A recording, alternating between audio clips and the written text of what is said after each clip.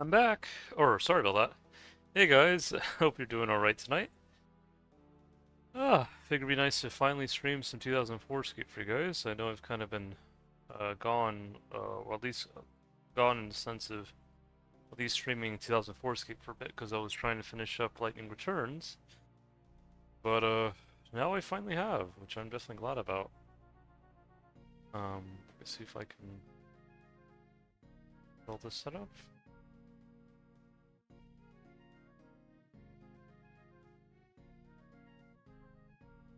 There we go.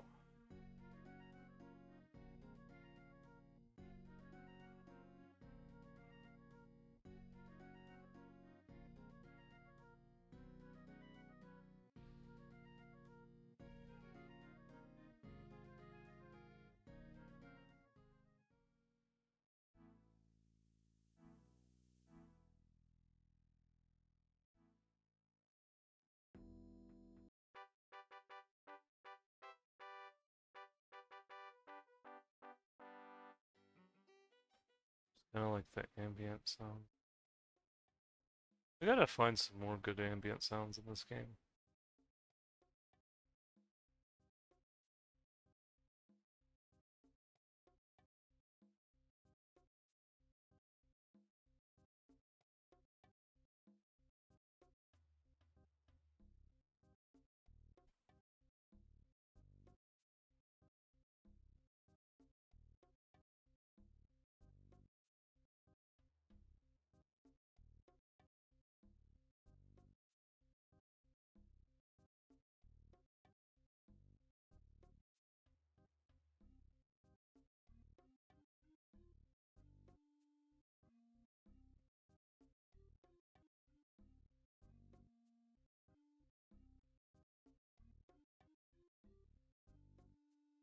Someone's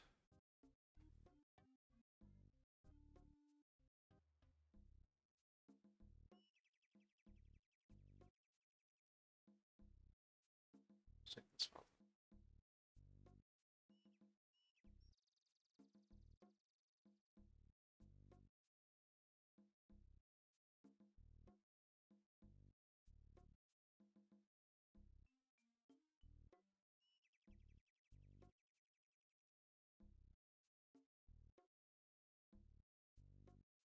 This is why you usually just mage one dragon anyways, just because in case there's more than one person, you can always kind of swap out.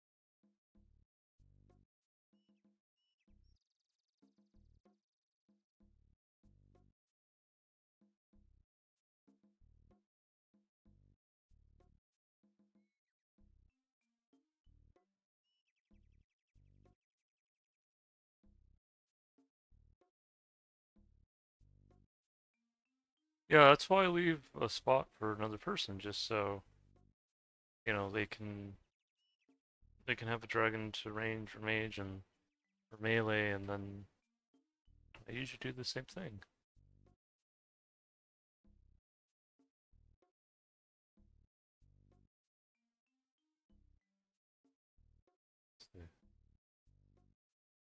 Come on. He's really gonna be like that.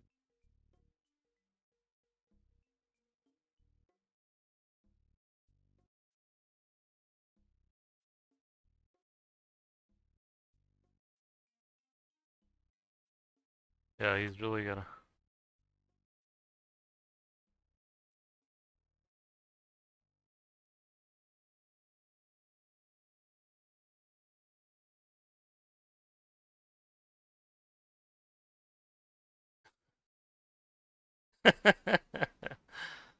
Oh yeah.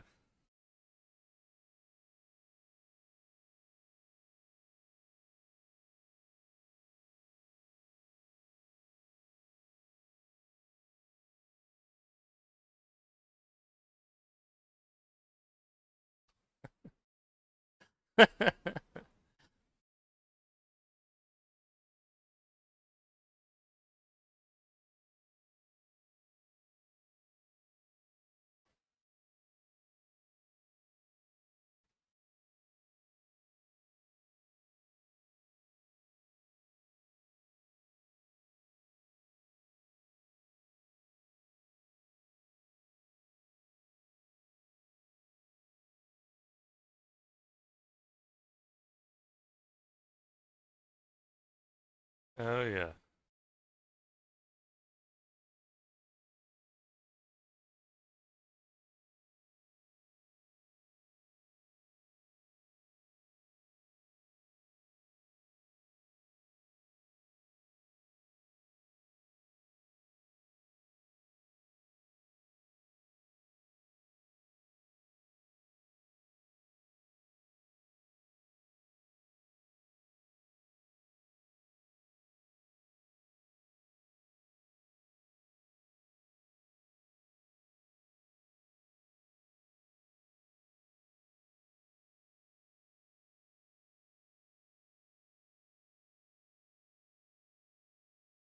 Oh yeah.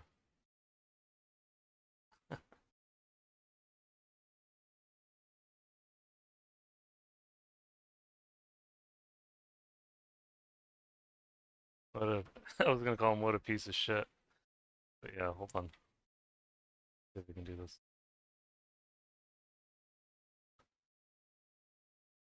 Don't worry, I'm gonna still be here. I'm just gonna try to get the dragon as quick as I can.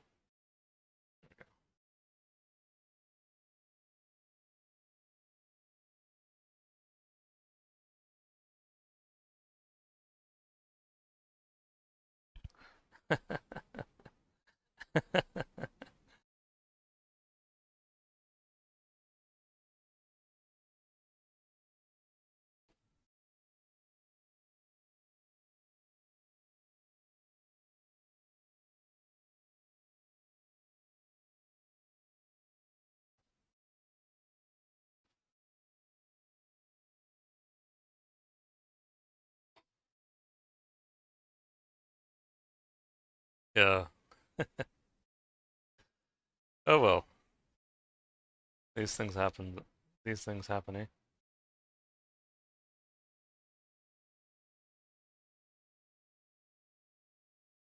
Yeah, see the thing is, the reason why I always keep one dragon open is because in case if another person wants to mage oh hey Hendrix, glad you could join the stream. I want to let you know I had this guy named El Diablo, quite a fitting name. Not to say everyone like with that name is gonna be like that, but this guy, um, you see, usually when I mage blue dragons, I always keep a spot available in case if anyone else wants to take the other spot. But this guy, you know, he wanted to hog both spots, and I told him, whenever I, go here, I always leave a spot open in case anyone wants it. And so what he started doing is he started like like if I didn't get my dragon up in time, he would range my blue dragon enough to where if I continued maging it once it was less than half HP, he'd get the drop. And so he was gloating about because I maged one of the blue dragons, just to get the blue dragon back for myself. And then he was like, "Yeah, thank you for the clue scroll drop."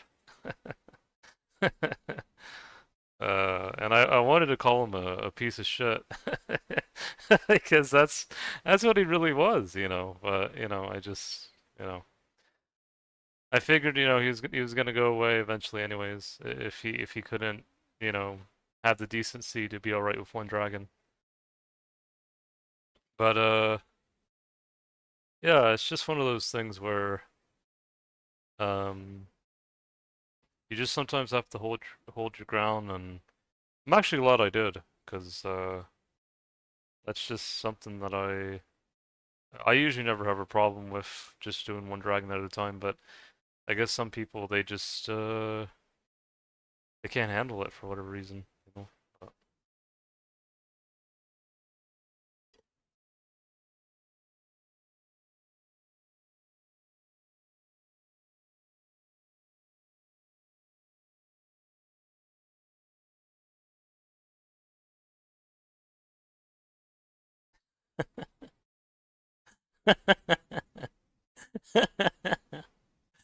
yeah, it's whatever. I usually would be all right with it, but with the way he was acting, I just felt it was better to stand my ground a wee bit longer.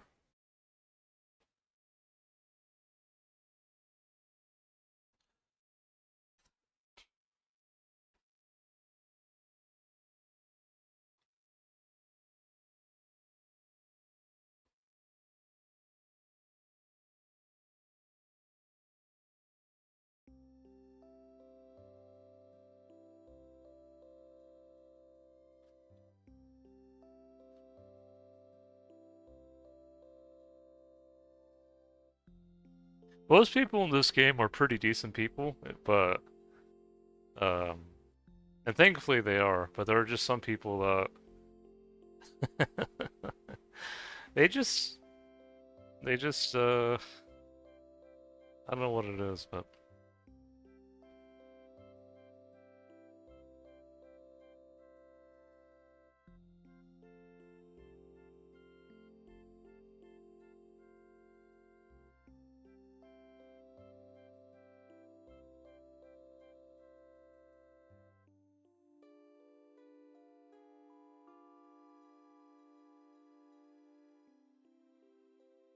most of the times when these things happen with the two dragon situation, most people just hop if they want to have two dragons.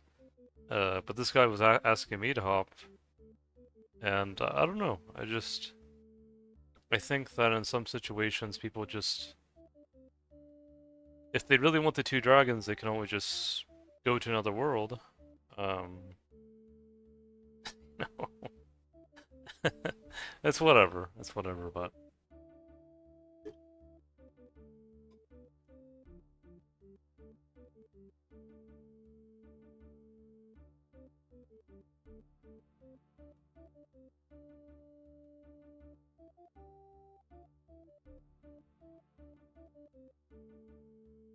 I'll throw you on in background for sure, peeking on OSRS and AFK. Oh, nice. Hope it's going well for you. Egregious.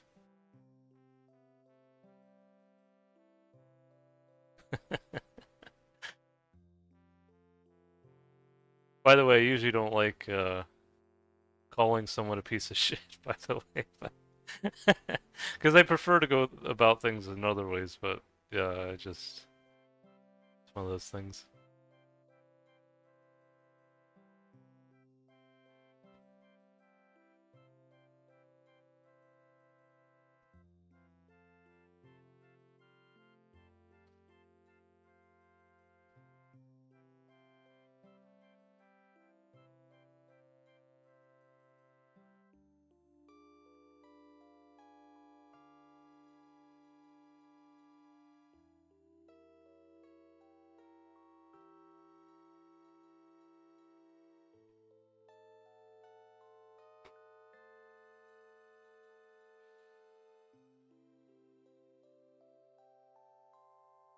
Oh, Welcome, Egregious. Glad to have you here.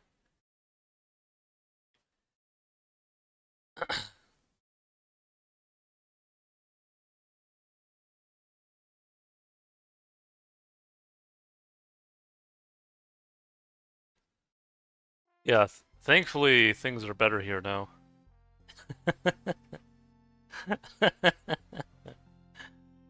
Yeah, I'm almost to 71 magic, or I'm not too far away. I know RPG's training magic again, so always pretty cool. I know for a while he was doing range and melee, but yeah.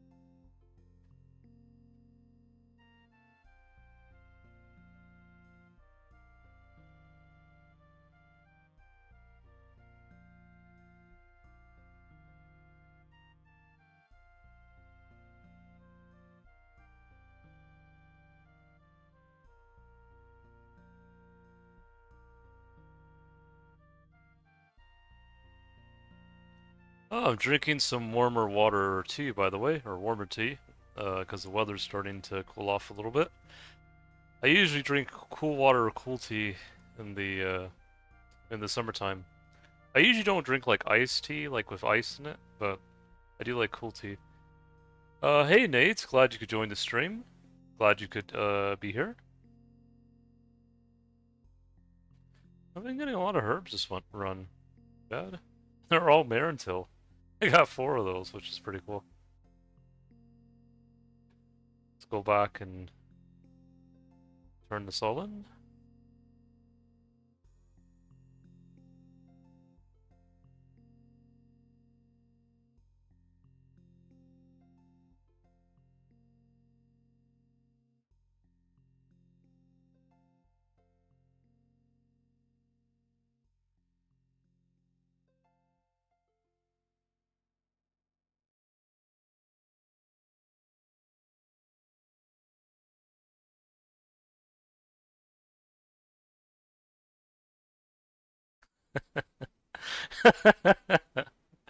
No, I feel better now. I didn't know you played OSRS. I was watching your FF stream.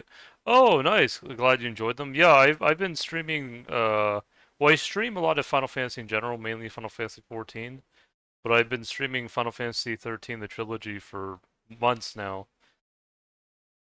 And thankfully, I'm finally done with it. Or thankfully, in the sense that, um, I really have had fun with it.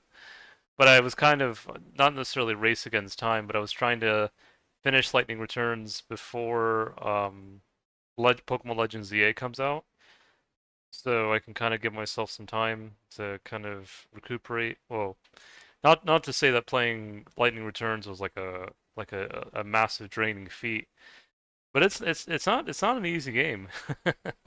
I mean, I know 2004Scape's not necessarily easy either, but I'm currently playing Final Fantasy 7 Rebirth. Oh, nice. It's cool to hear. Yeah, no, fun it's actually nice that Lightning Returns was a nice game that was challenging. But I can see now what people were saying, like when people were saying like even on normal mode, playing Lightning Returns feels like playing Dark Souls. And honestly, it's not a bad thing because I know people used to complain, Final Fantasy is getting too easy. The games are getting too easy. And usually when that happens, like that happened with like Kingdom Hearts 3 where people were complaining it was too easy and then they released critical mode and people were like, "Oh, wait, we didn't want it that hard."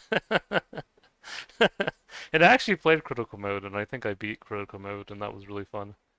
But yeah, that was pretty funny. It's like it's too easy. Wait, no, now it's way too hard.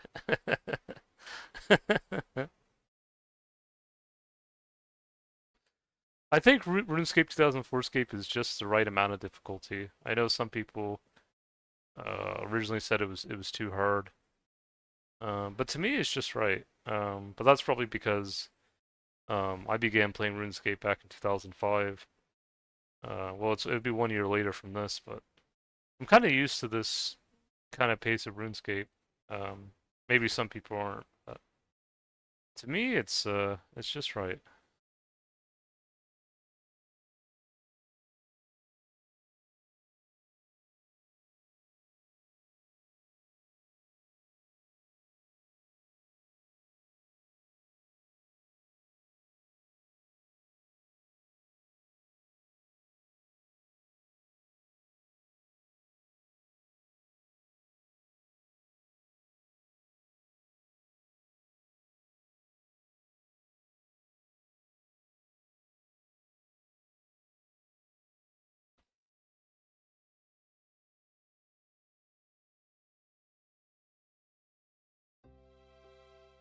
Is this like a whole different game, like a private server?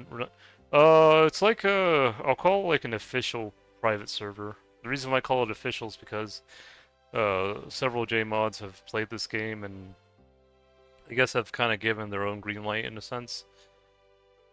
Plus it's pretty, it's pretty legitimate as far as it being like, it's literally to me it would just be like playing RuneScape in 2004. Like it's like a one for one of that.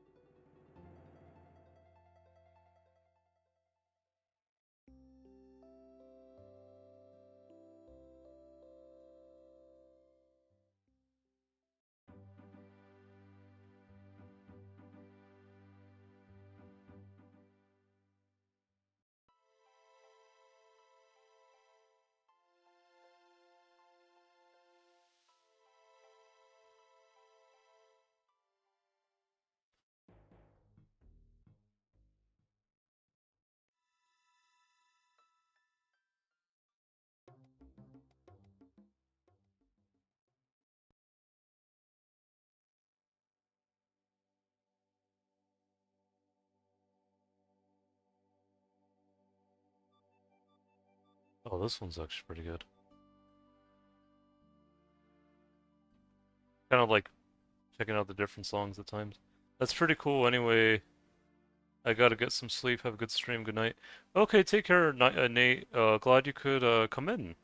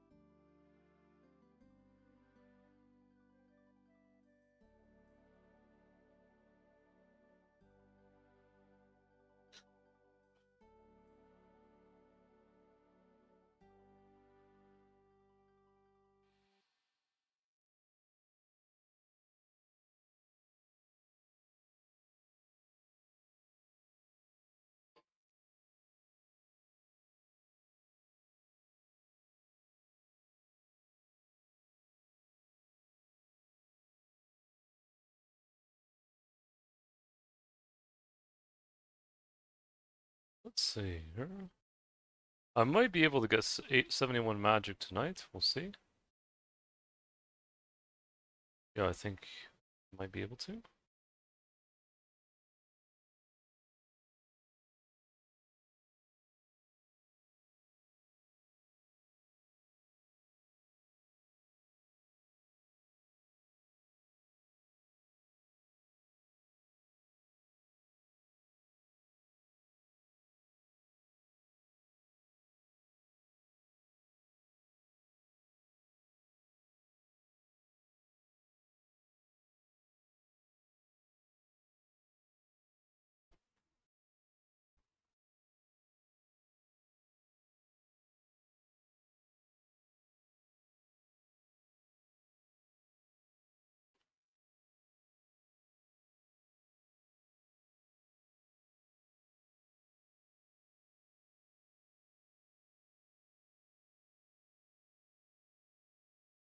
There we go.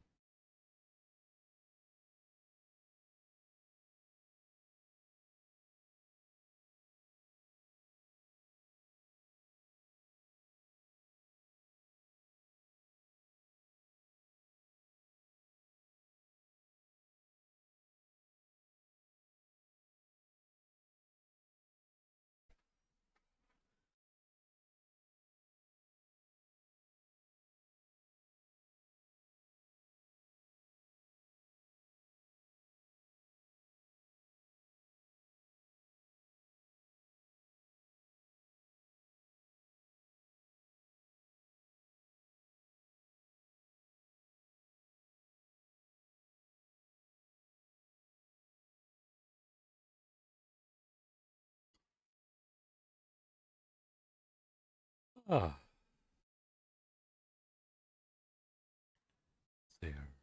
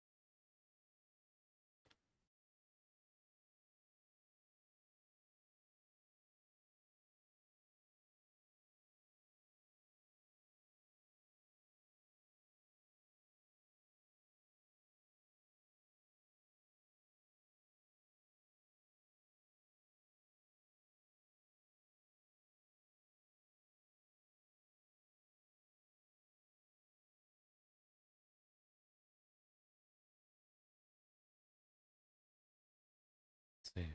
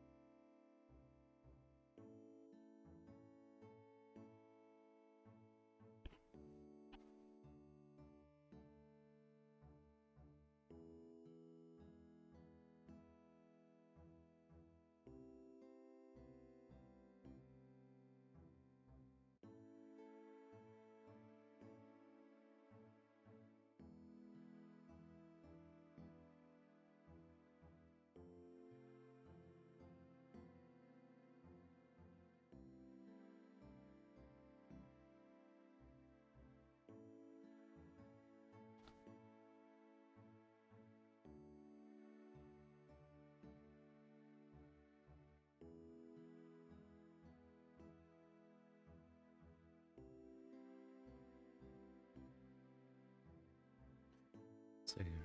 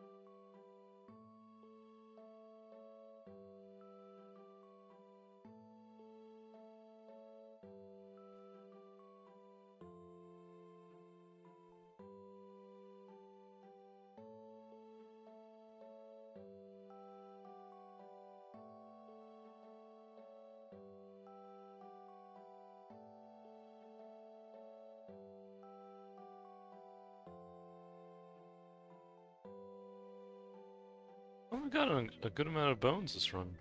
Bones and d'hide. I've been selling the bones and d'hide to other people now since Pasca. He's kind of done buying dragon bones now, as far as I'm aware. I think I've been selling them to Yeah Nice, I think. He's currently looking for. Oh, dragon bones have gone down a little bit.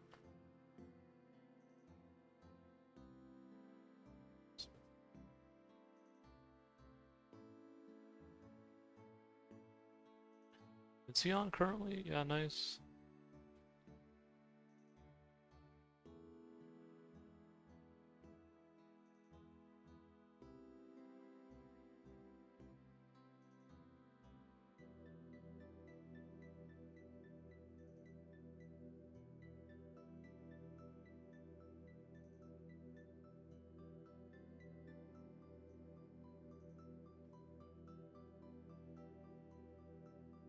Got some nuts.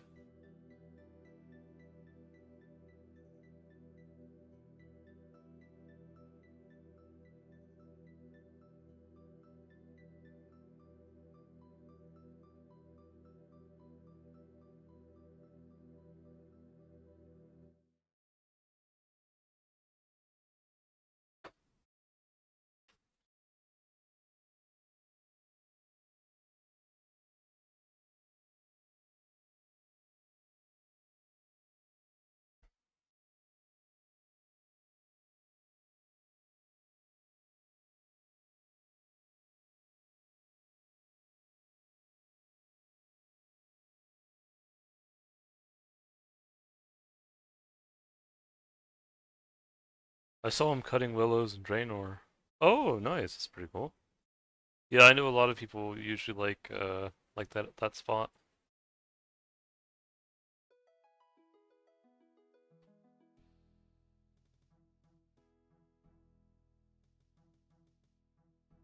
I remember when I first started playing this game, I went there to catch shrimp. That was fun. Aside from getting maged by the Dark Wizards at the time, because I was such a low level.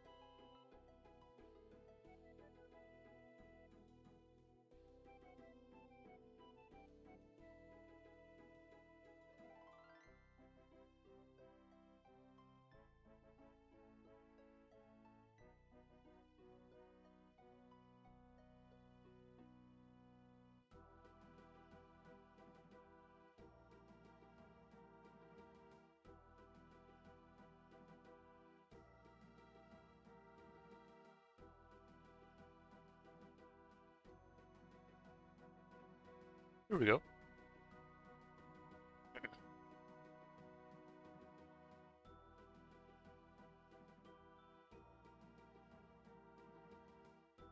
Oh, someone's there actually. Oh, shoot. Nope.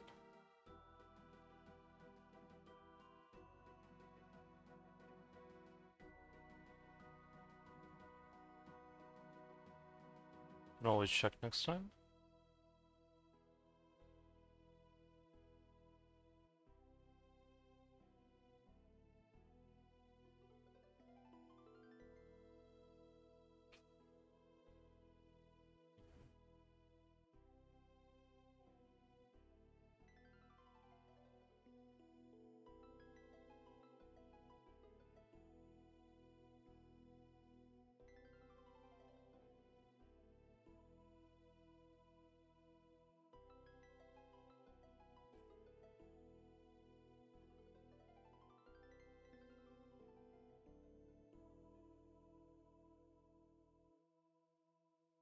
Right.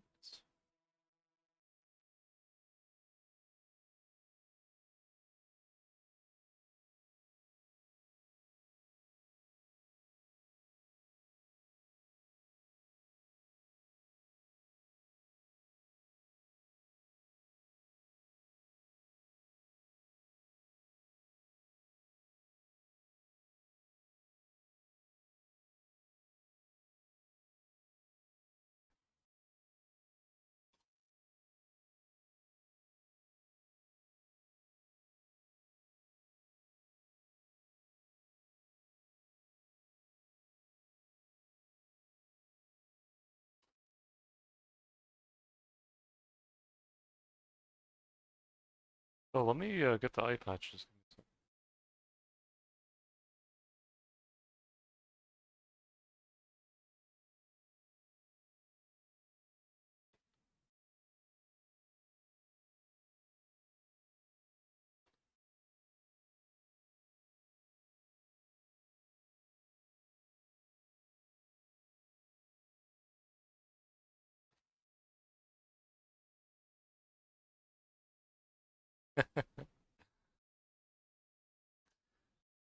Enjoy! I always love gifting these.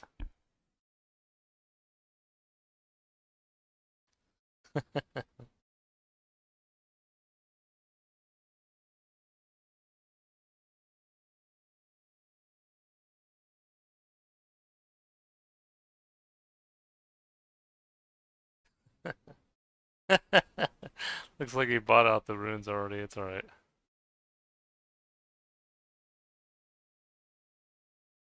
We had, we had another goal.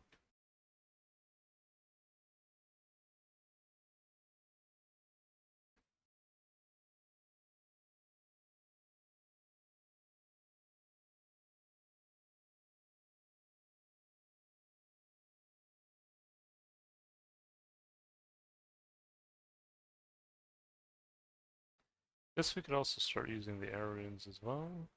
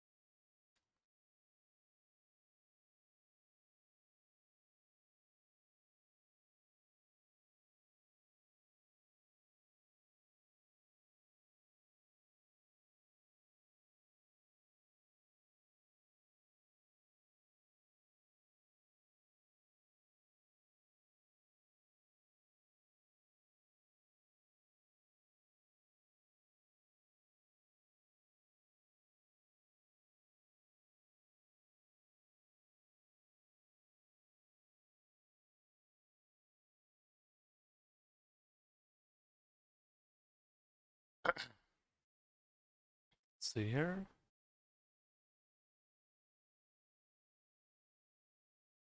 Let's try the garden theme.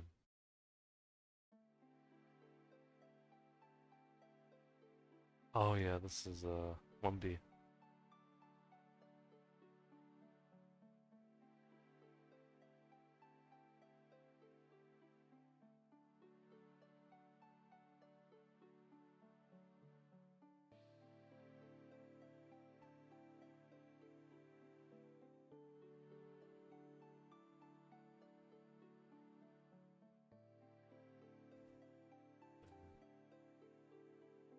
There we go.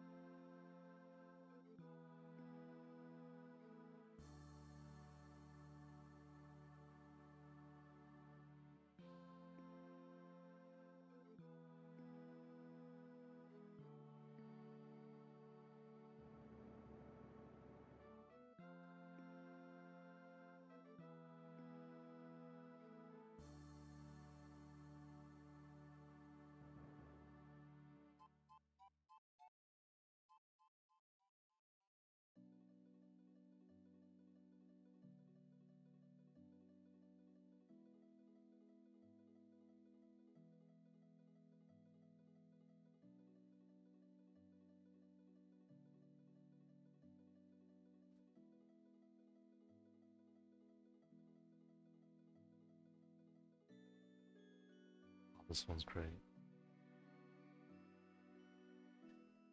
Just trying to find some nice mellow themes when I play, and ones like these are always really good.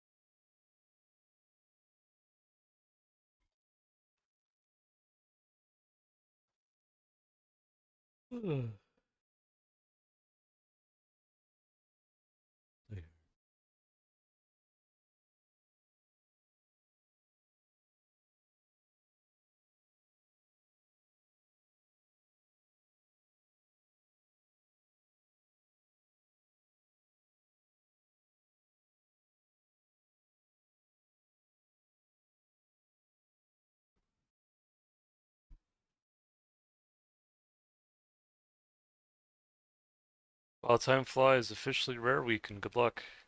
Oh yeah, you're right. Yeah, 'cause it's I'm 3 hours behind Eastern Standard Time, but yeah, it'll be interesting to see what happens.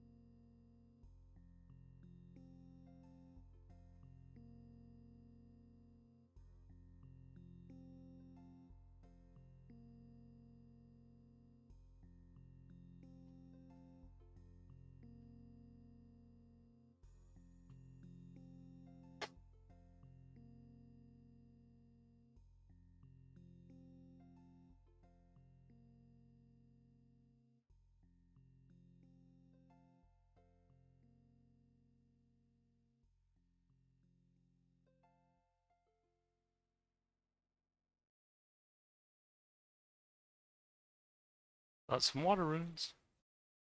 Always appreciated.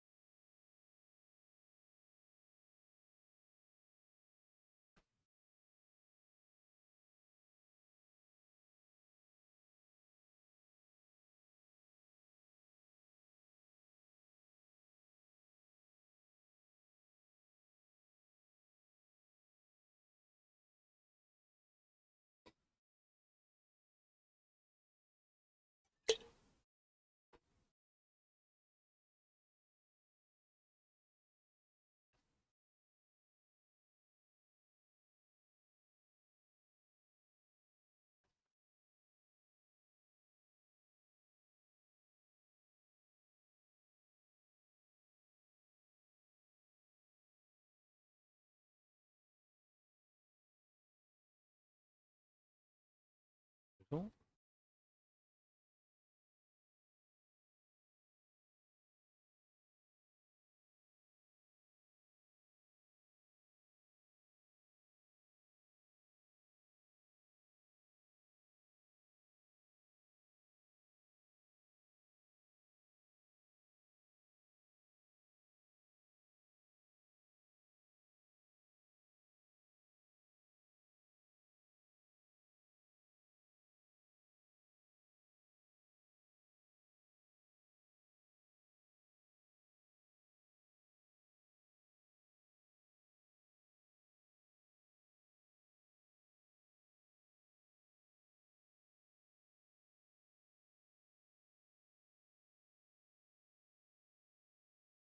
Let's see.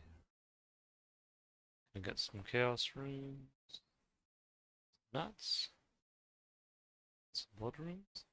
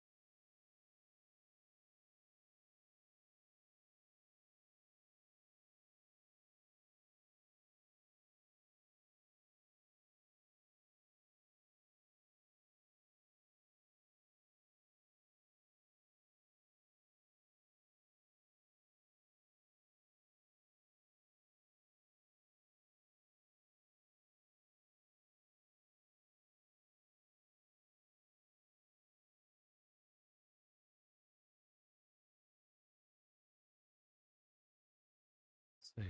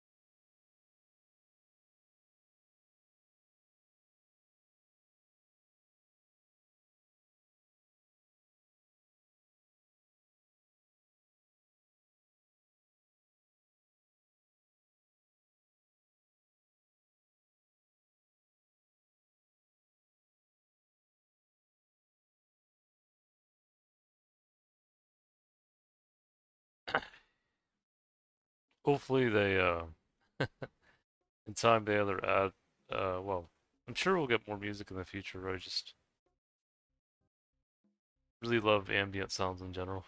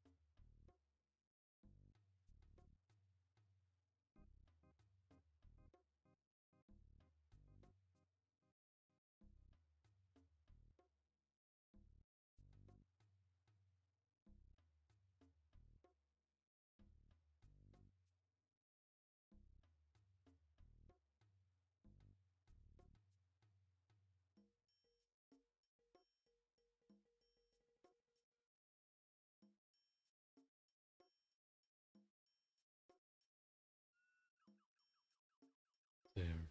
Oops, my bad.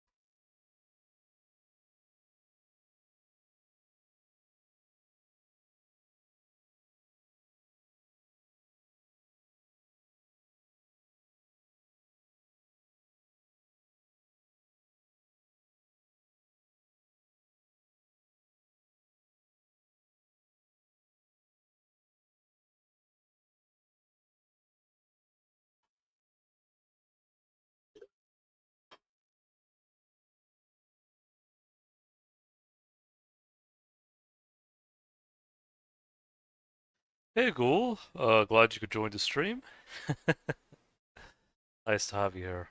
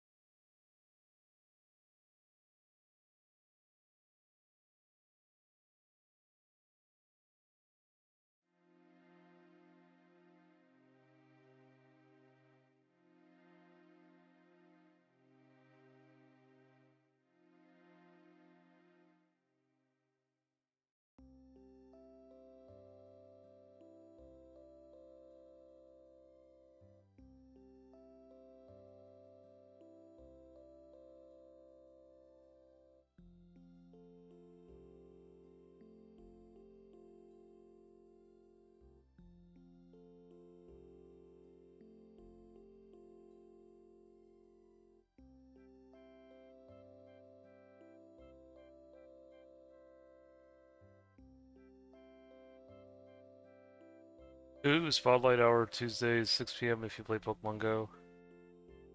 Oh, nice. I don't really play Pokemon Go that much, but I do have a friend named Tim who plays it a lot. Actually, I do buy a lot of Pokemon cards from him from my eBay store, and when I do that, he usually spends that money on Pokemon Go because he's really invested into it. However, I do have some Hoot cards I do collect, Hoot and Noctowl, and those are pretty cool to have.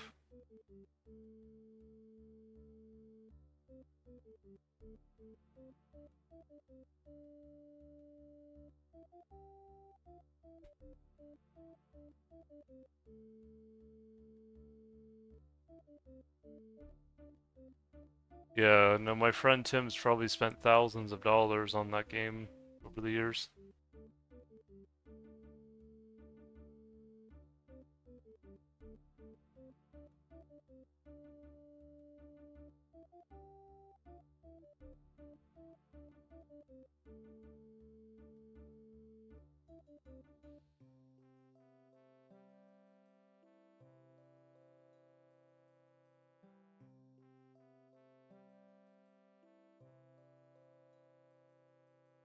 Um, I'm not sure if he did, honestly. JJ, I know I did. Well, I did pretty well with the cards I got from him from my eBay store, and my customers enjoyed them as well. Do you have Misty Starmie? Uh, I've had the card before, but I usually have ended up putting it into a lot to sell it to other customers.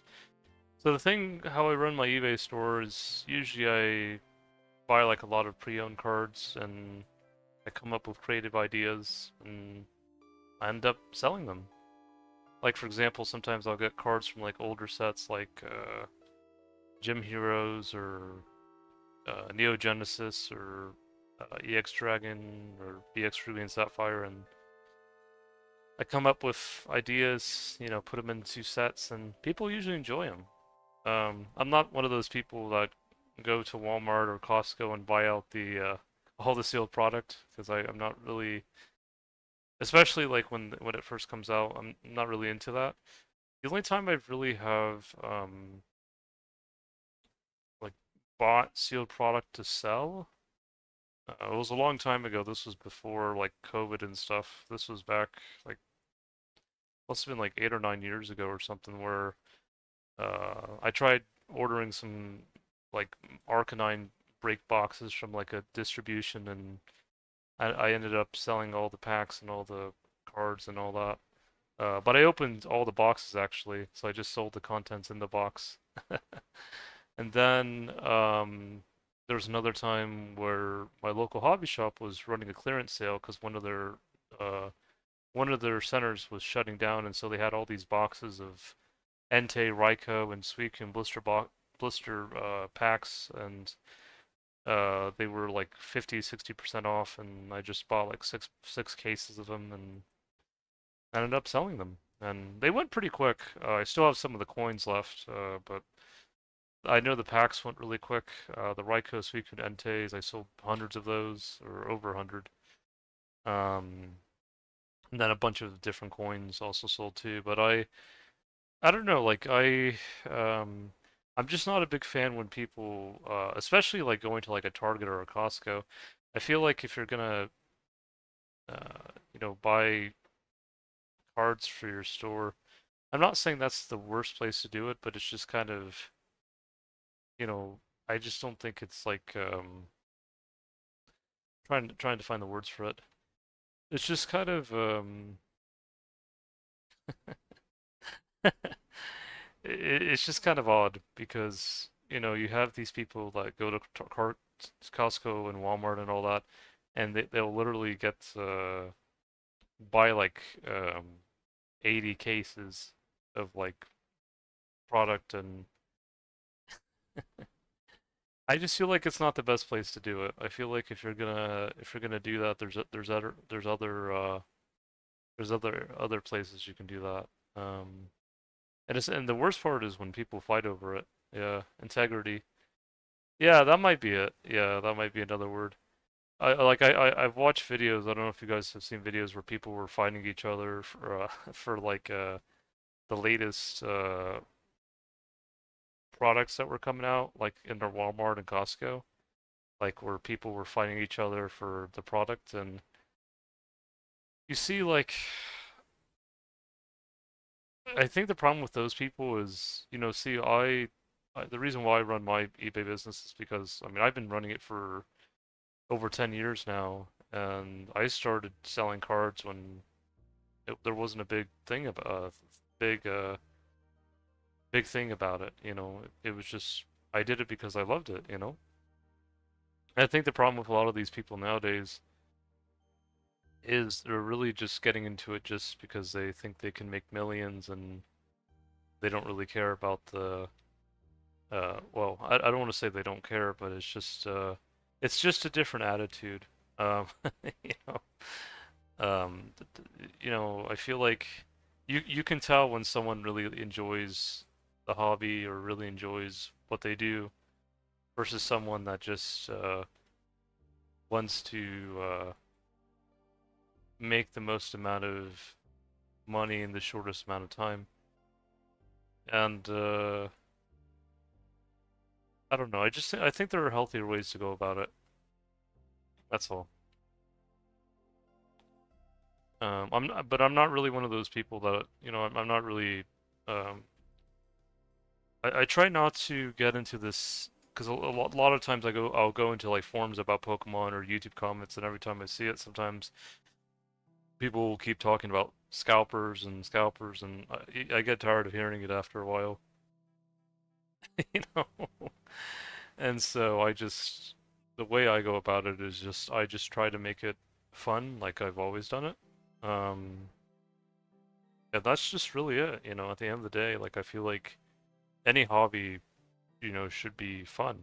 That should be like the core goal of it, if you're, um, and sometimes your hobby can be like a source of income, like it's been for me with my card shop.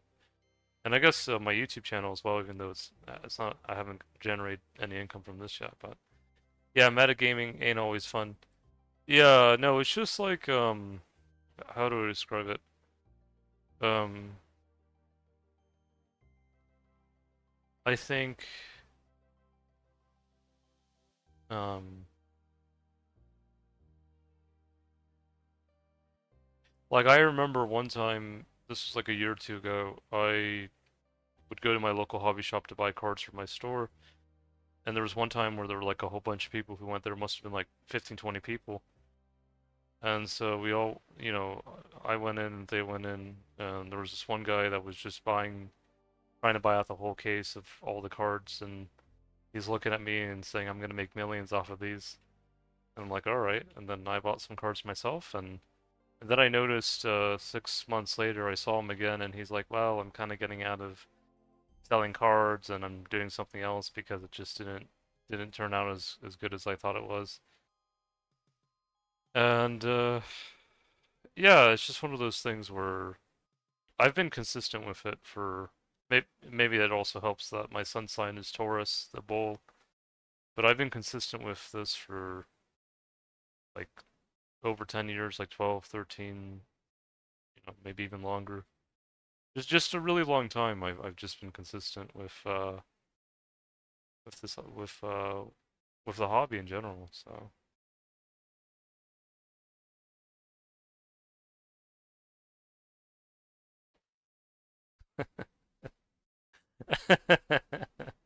Taurus gang, yeah. No, it's just you know what would be the craziest thing is like imagine someone goes to like their Costco Walmart buys like 500 sealed product for like I don't know they're selling for $60 for whatever reason. Then a month later it goes for like 30 and the guy is like, all right, I'm done with this. Yeah, it's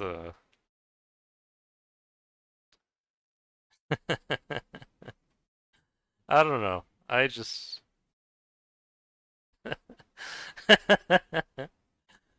you know, it's funny because well, it's not funny that they're doing it like that, but for example, there's a lot of times where you can get a really good deal on pre-owned singles or like pre-owned like, cards.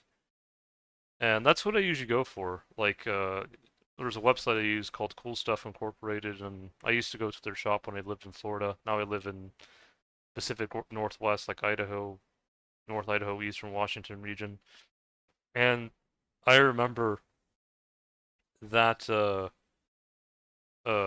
yeah, that I would go to tournaments there and sometimes buy cards from them, sell cards, and I think I've spent over $1,000 on their website over the years.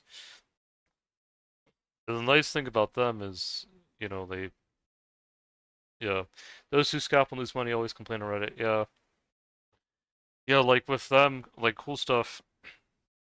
Like I recently went to their shop online because they had a Labor Day sale, and they had some really good deals on some like pre-owned singles, like from like the older sets, like EX Sandstorm, EX Dragon, EX Ruby and Sapphire. So these sets are like over 20 years old, but I grew up with these sets. I grew up with them, and so I bought some cards from those sets. I bought some cards from like Heart Gold, Soul Silver, and even some of the old EX or classic EX sets, like third generation. And I bought it, and just in a few days after listing those EX Dragon, EX Sandstorm, EX Ruby, and Sapphire cards, they already sold out on my store. Of course, I had to lay them out, each card out, and take photos of them. And yeah, taking photos usually takes the longest time, but it's worth it though. It's worth it. Just to showcase the condition and all the different cards, and that's how I usually do things. I and I feel like it also adds more variety to the store as well. If all you sell is like 1,000 like sealed like a sealed um product that's the same thing and that's all you sell, then there's not really that much variety in your store. But if you sell like a lot of different cards, like from I don't know, like it's either different sets or just different Pokemon in general, I think people tend to like that a bit more. Um, but yeah, yeah, there's always usually um like I feel like it helps a lot of the sellers too, that I buy these cards from also on TCG Player, because I feel like the demand for like I think people who spend all this money on cards at Costco and Walmart, I think they're not really buying the pre-owned singles. I think they're just kind of focusing on the latest sealed product. Um,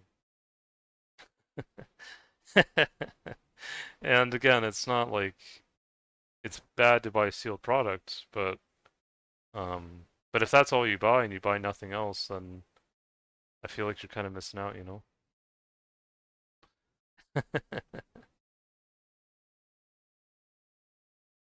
Especially if it's like if it just came out, like if it just came out like day one, um, then that's like, yeah.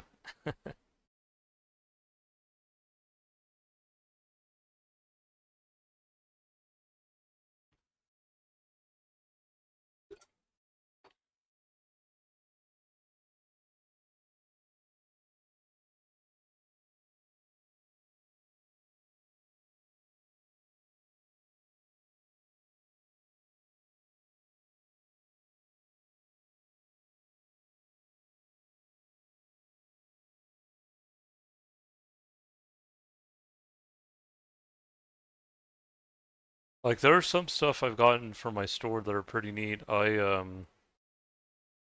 Like I told you guys about my friend Tim earlier, and some cards I got for my store was a complete set of Southern Islands. I can show you guys this. This is like some of the stuff I sell. I also got like a first edition hollow Snorlax, which is really cool. Um, what's this?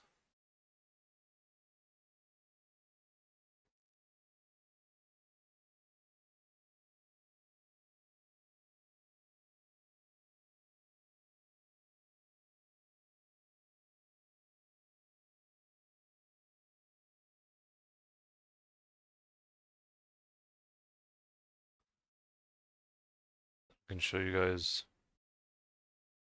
some of the EX reverse hollows I got.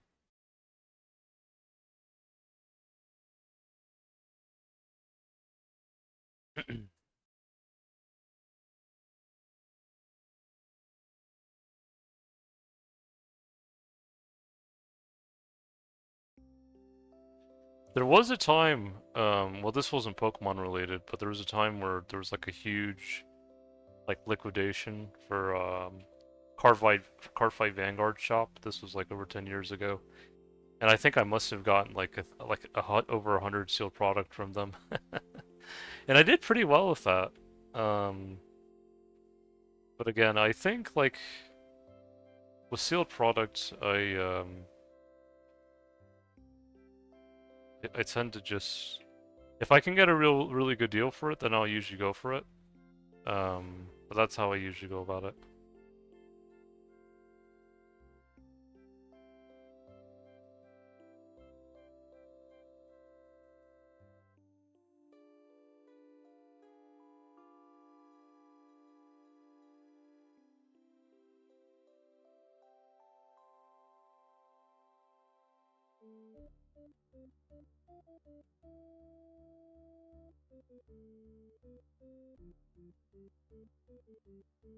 Yeah, I think probably integrity is probably the best. Probably would be the best way you would describe it. Best way I could probably, or I'm gonna try to. So yeah, probably integrity is probably the best way that one could, or at least one way one could describe, kind of, I guess my sentiment. Yeah, I think that's what it really is. Just at the end of the day, like if you know someone is, you know, if you know someone is a good, what do you call it?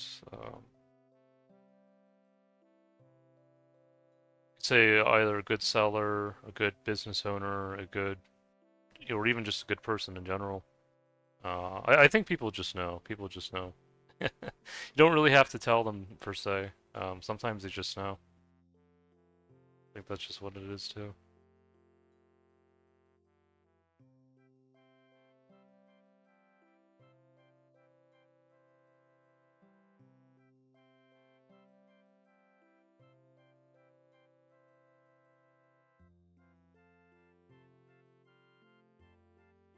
Thankfully, my positive feedback on my eBay over the years has been really good. So, thankfully enough, I just buy random cards with good reviews. Yeah, and speaking about the reviews, I have like over 3,700 positive feedback that I've had on my eBay store over the years. Usually people always like, the service I provide, which I'm glad about. Um, and it always makes me happy when they enjoy their cards.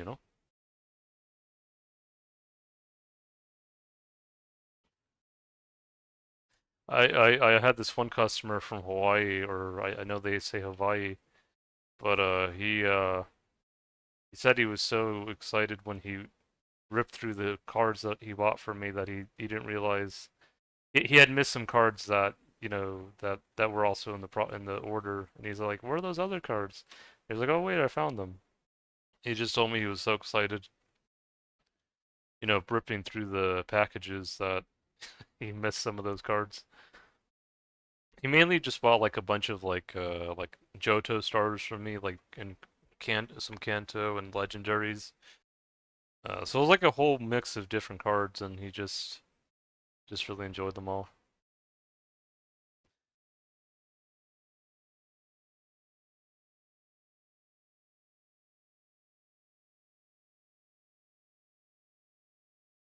This was also a cool one as well that I recently sold. It was well, it was like a partially complete jungle common uncommon set.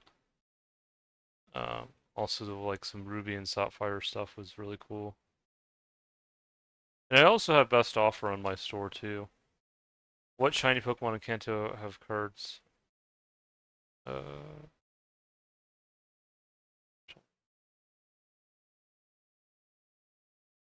so when you mean shiny Pokemon, are you talking about like, oh, there we go, 71 magic.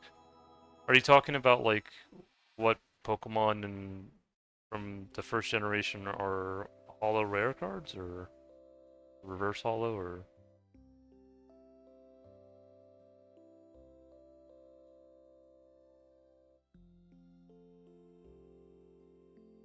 there we go.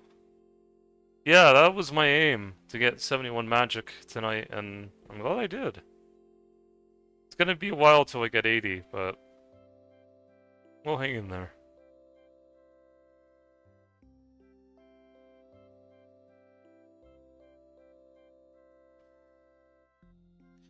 Like Sprite is a shiny Pokemon card. I know of a few, just not many. Sprite.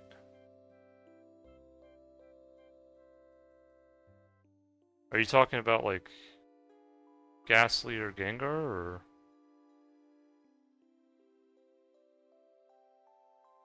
not sure of a Pokemon named Sprite in the first generation?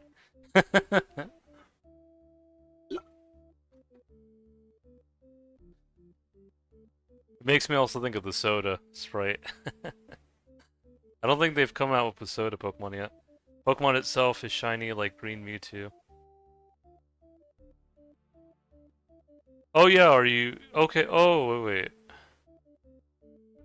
Well, if you're talking about like what Pokemon are shiny in general in Kanto, then they all have shiny versions of themselves. Yeah, no, they all have like shiny variants, and there's even like the shiny versions of those Pokemon and cards as well.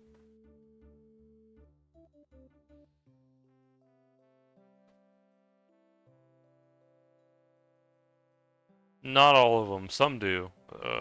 Like all the Pokemon in the video games do all have shiny versions of themselves, but not every shiny Pokemon is a card. So a lot of them are, but not all of them. At least I don't think all of them are. Yeah, maybe one day, but I know Mewtwo has a shiny like shiny Mewtwo has a card of its own. Yeah.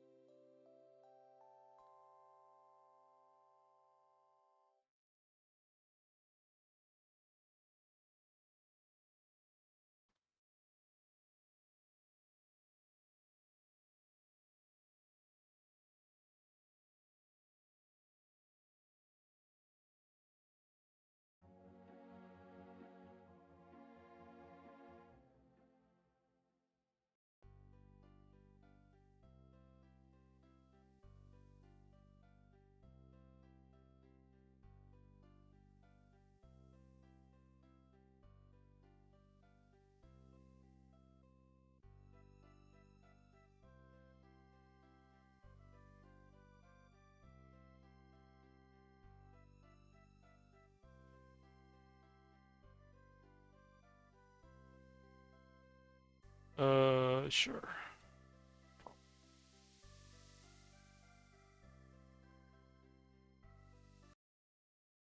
Let's see here. I'm gonna check the high scores real quick. I'm just gonna check. Oh, Pasca. Oh, PK got 99 prayer. Wow, it's crazy. And then Pasca's at 98. He's close. He's close to 99. But yeah, so it's official that that PK got 99 prayer first. However, Pasca I think was the first to get 126 combat, so it's really cool. Or at least he's one of the first people.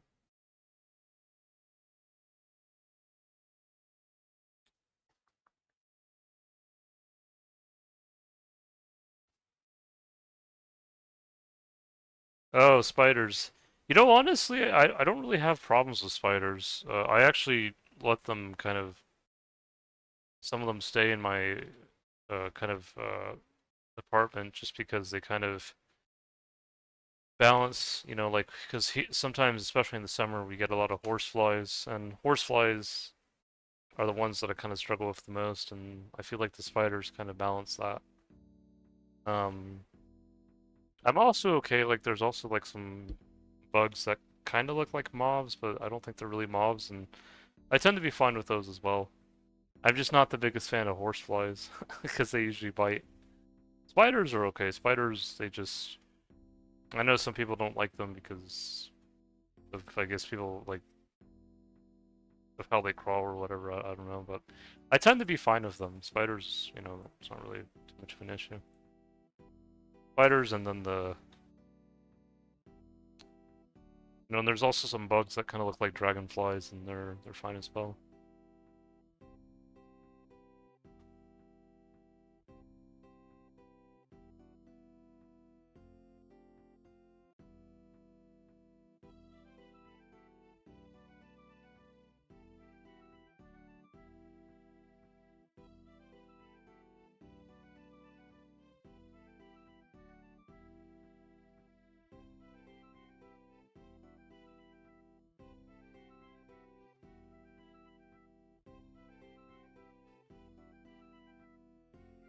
You're 9K.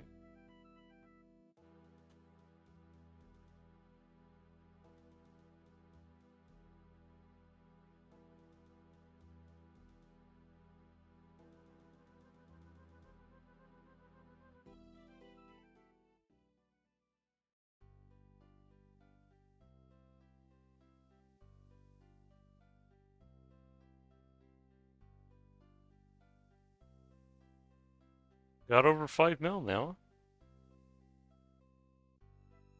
Very nice.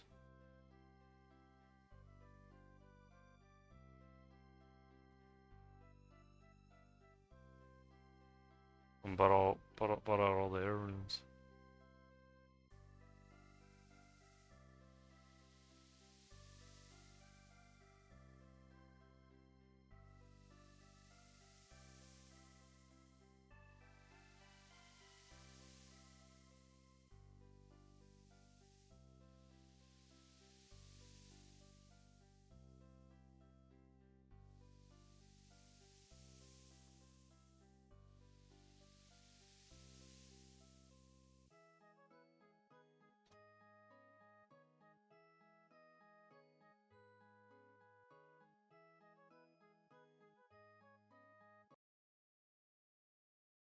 Okay, I'm probably just gonna um I might either stream a bit more or might end the stream here pretty soon. So we've been going for a little while now. Let's see.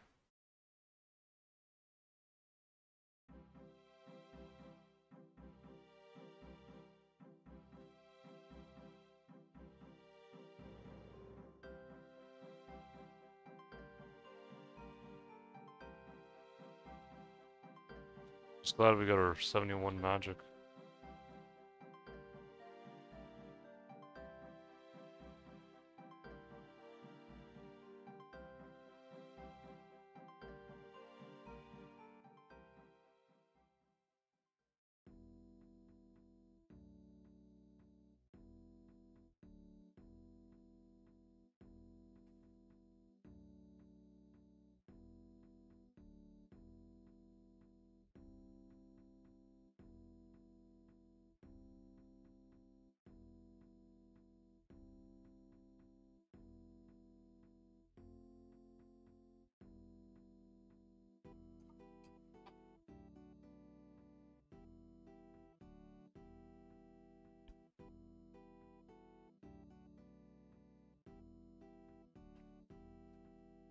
See.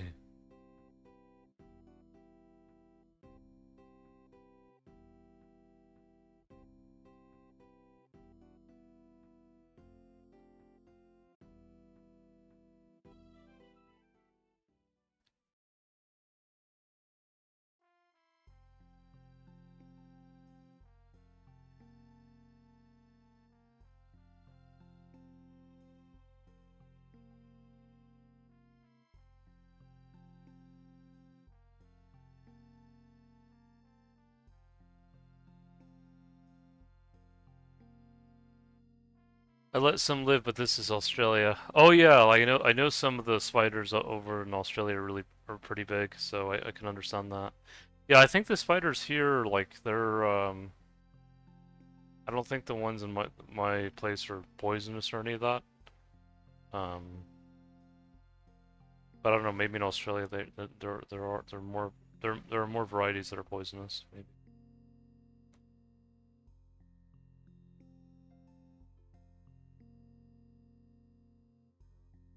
Yeah, the only thing really with me is horseflies. Horseflies and me just we don't always agree, but sometimes I can get them out by opening the bathroom window. Thankfully enough.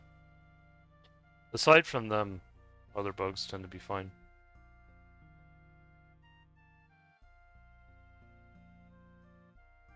I mean, sometimes I'll get some of the spiders out, but usually most of the time they're okay. Scorpions or centipedes. Where I live, we don't really have many of those, at least not that I know of. It's horseflies, spiders, and dragonflies, and I think moths and some other bugs. Yeah, I don't really know what to feel about, because I think even when I lived in Florida, I don't remember too many scorpions or centipedes. I know we had roaches, but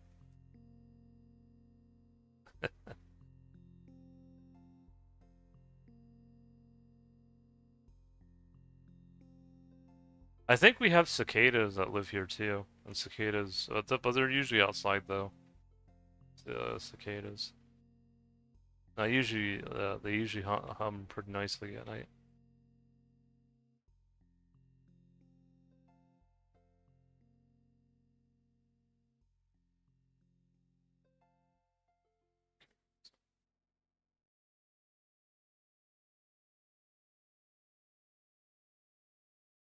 Northwest actually. Still the northern part of the country, but the northwest part of it. So probably closer to British Columbia than to like Ontario or I guess Toronto in that area. Or Montreal, yeah.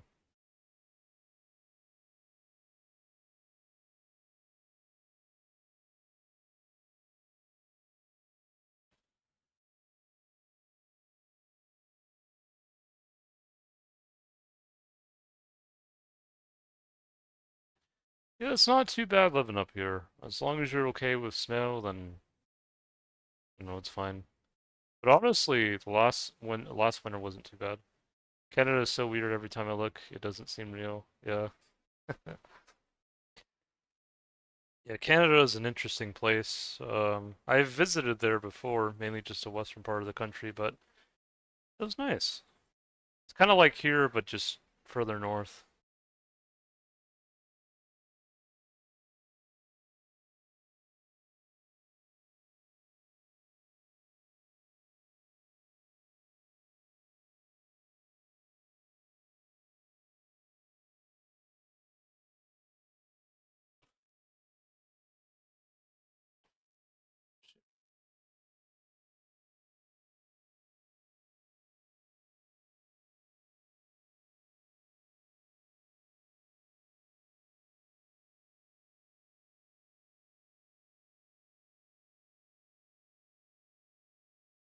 Yeah, it's kind of like that here as well. Yeah.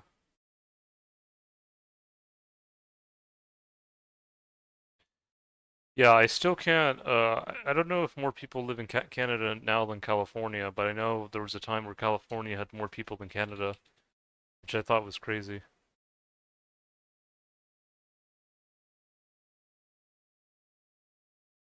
Yeah, Canada now has a larger population.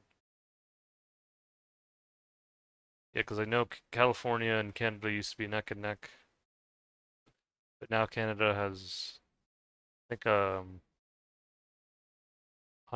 more people, I think, than California. So I've only visited California. I haven't, I didn't grow up there, but it's amazing how one state could have more people than all of Canada.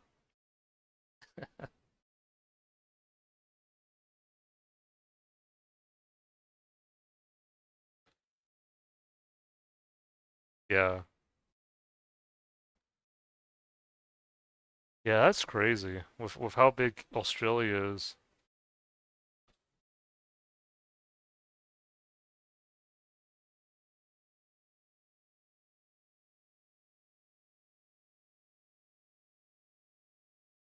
Apparently Australia is 573 times larger.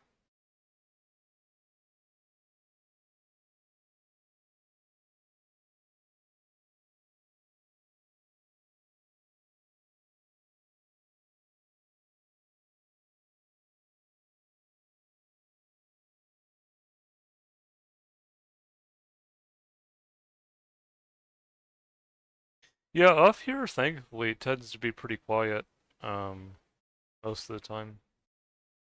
There are things that still, happen even up here, but most of the time it tends to be fine.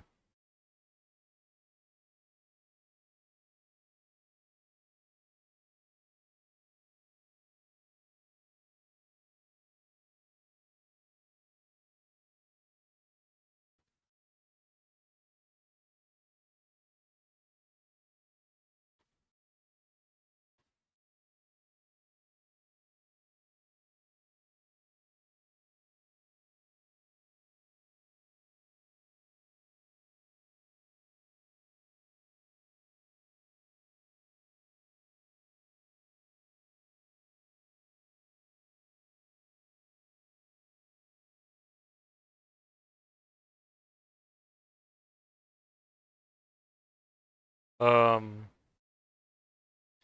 I'm kind of like closer to Washington State, which is above Oregon, and then Idaho's west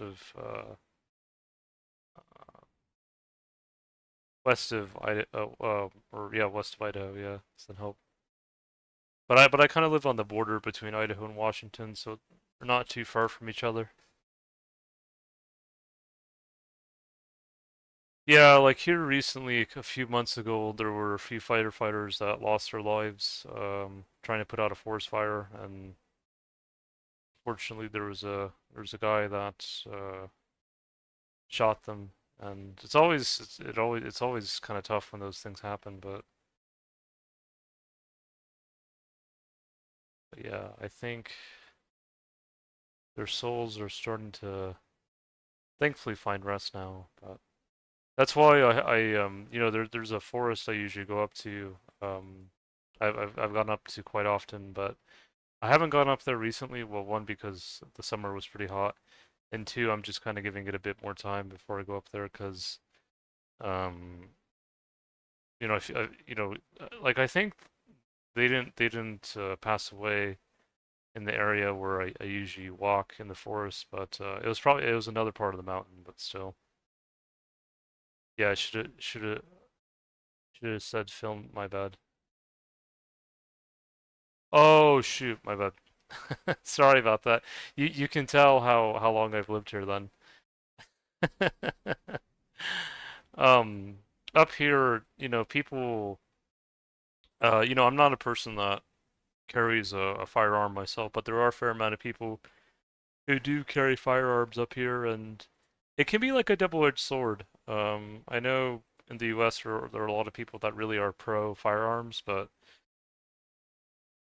it's tough. I mean, I guess you can hurt someone with anything. If it's not a sword, it can be or if it's not a gun, it could be like a knife, or it could be, or I guess it could be a sword as well, or it could be whatever. Um, but yeah, I think when it comes to those kind of things, it's also the person's mental state and course, there's a variety of other factors as well, but I think most people now, or more people now, when it comes to firearms here, now more people are more leaning towards a background check, which I think can help. Um, but yeah, I usually when I go into the forest, I just carry a walking stick with me, and it tends to be fun enough.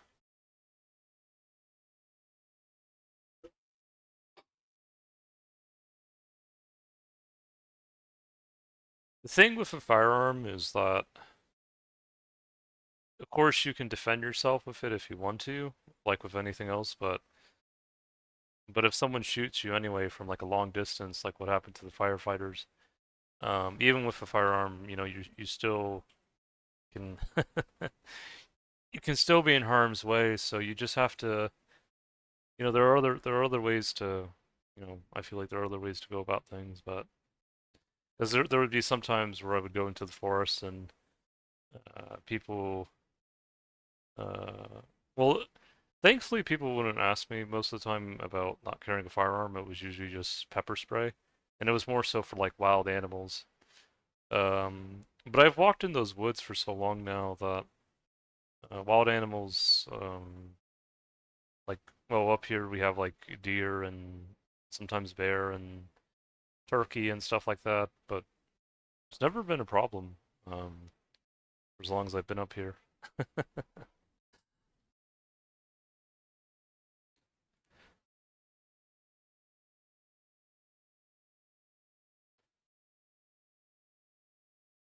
Yeah, I feel like living up here, you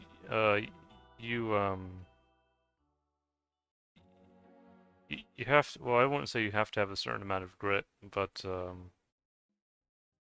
do you call it? You just kind of,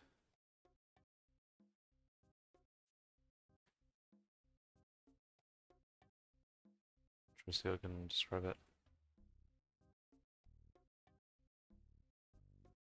I guess you just kind of become more aware of your surroundings. I guess that's with anywhere, but here, that's the thing you do.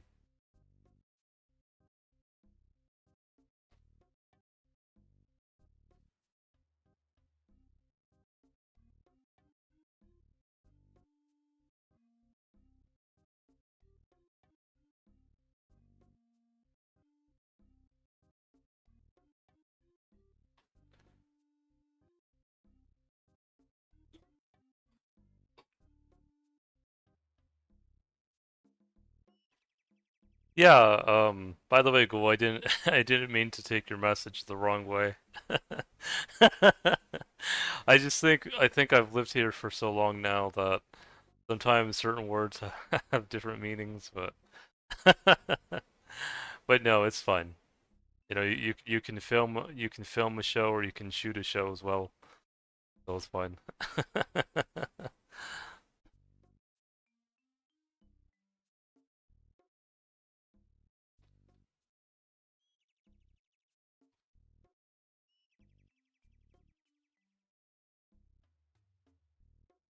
Don't mean to be so grim.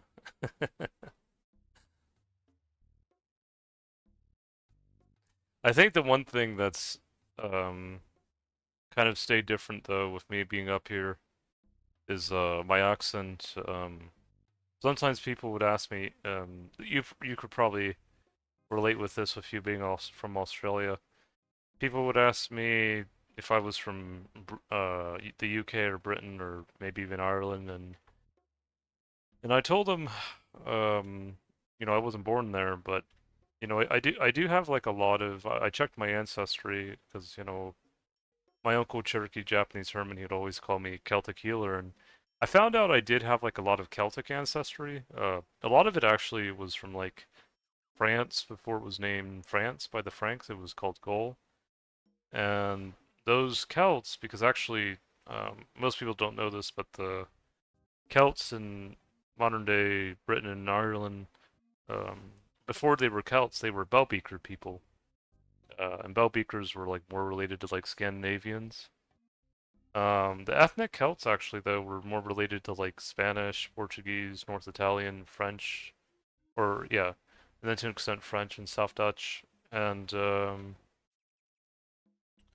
it's kind of cool with me because I kind of have both. I have both like the ethnic Celts or the Gallo Celts who lived in like France or modern day France, Spain, Portugal, or Portugal was named after the port of the Gales because I think it was named after the when the Romans went to that area. Of course, northern Italy and southern Germany. But I also have like some Celtic matches also from like Britain and I think even some connected to Ireland. I know my friend Maffey. Sh Yeah, true. A lot of Americans are French settlers, our ancestors, all right, or right. Yeah. My friend Maffey, she calls me her favorite Scottish American and Luigi at the same time, which is kind of interesting. It's kind of tongue in cheek, but yeah, Maffey, she lives in the UK and she's like Welsh, English, I think in French and German as well, like a mix. Um, but yeah, like I don't know, like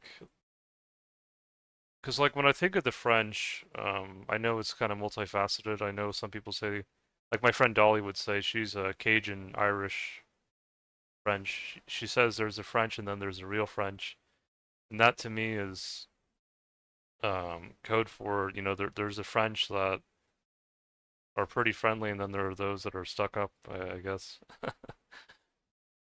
I think I spoke to someone. He wasn't even from France. He was from I think like Montreal, and he said one word in French, and there's a similar word in Spanish, and he got all uptight about I didn't say it exactly like that. Like for example, like in French, the word for love is amour, and in Spanish and I think Portuguese, it's both amour, and it's essentially the same word. It's just French just added the U. That's it.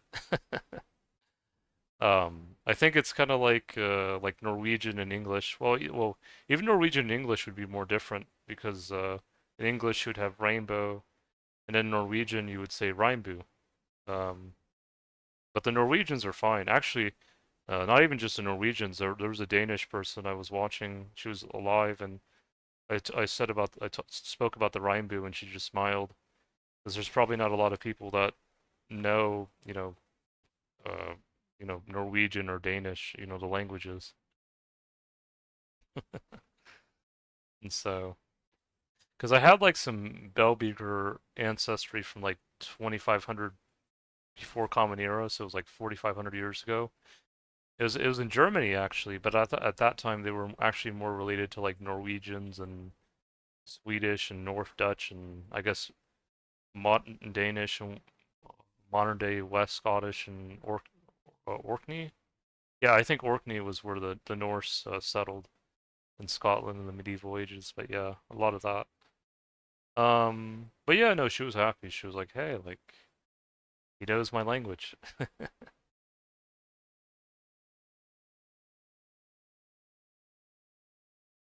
Yeah, I think I don't know what it is. Like for example, when I visited Italy years ago, I remember I spoke a few words in Italian, and they were really happy that I was willing to speak their language. Like buongiorno, I think is like a way to say kind of like it's like a greeting to say like good morning or good day or things like that.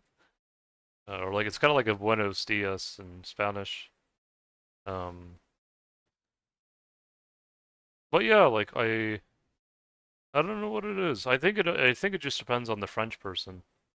I think there are some French that are happy that you're willing to speak their language, and then there are some that are almost like some people that say like I'm not going to talk to you unless you speak perfect English, or I'm not going to talk to you unless you speak perfect French, or I guess whatever their version is of that. Yeah, so I think it just depends on the person. Um, if you look at like Proto-Celtic, which was a lot of the matches I got, because I think a lot of French people, they're actually a lot more related to, or more related to Germans than they think, or Germanic people, especially if they have Frank or Cherusci ancestry. Cherusci is actually, my uncle Herman has some of that ancestry. It goes back to Herman Siegfried, you know, that stood against 3 Roman legions.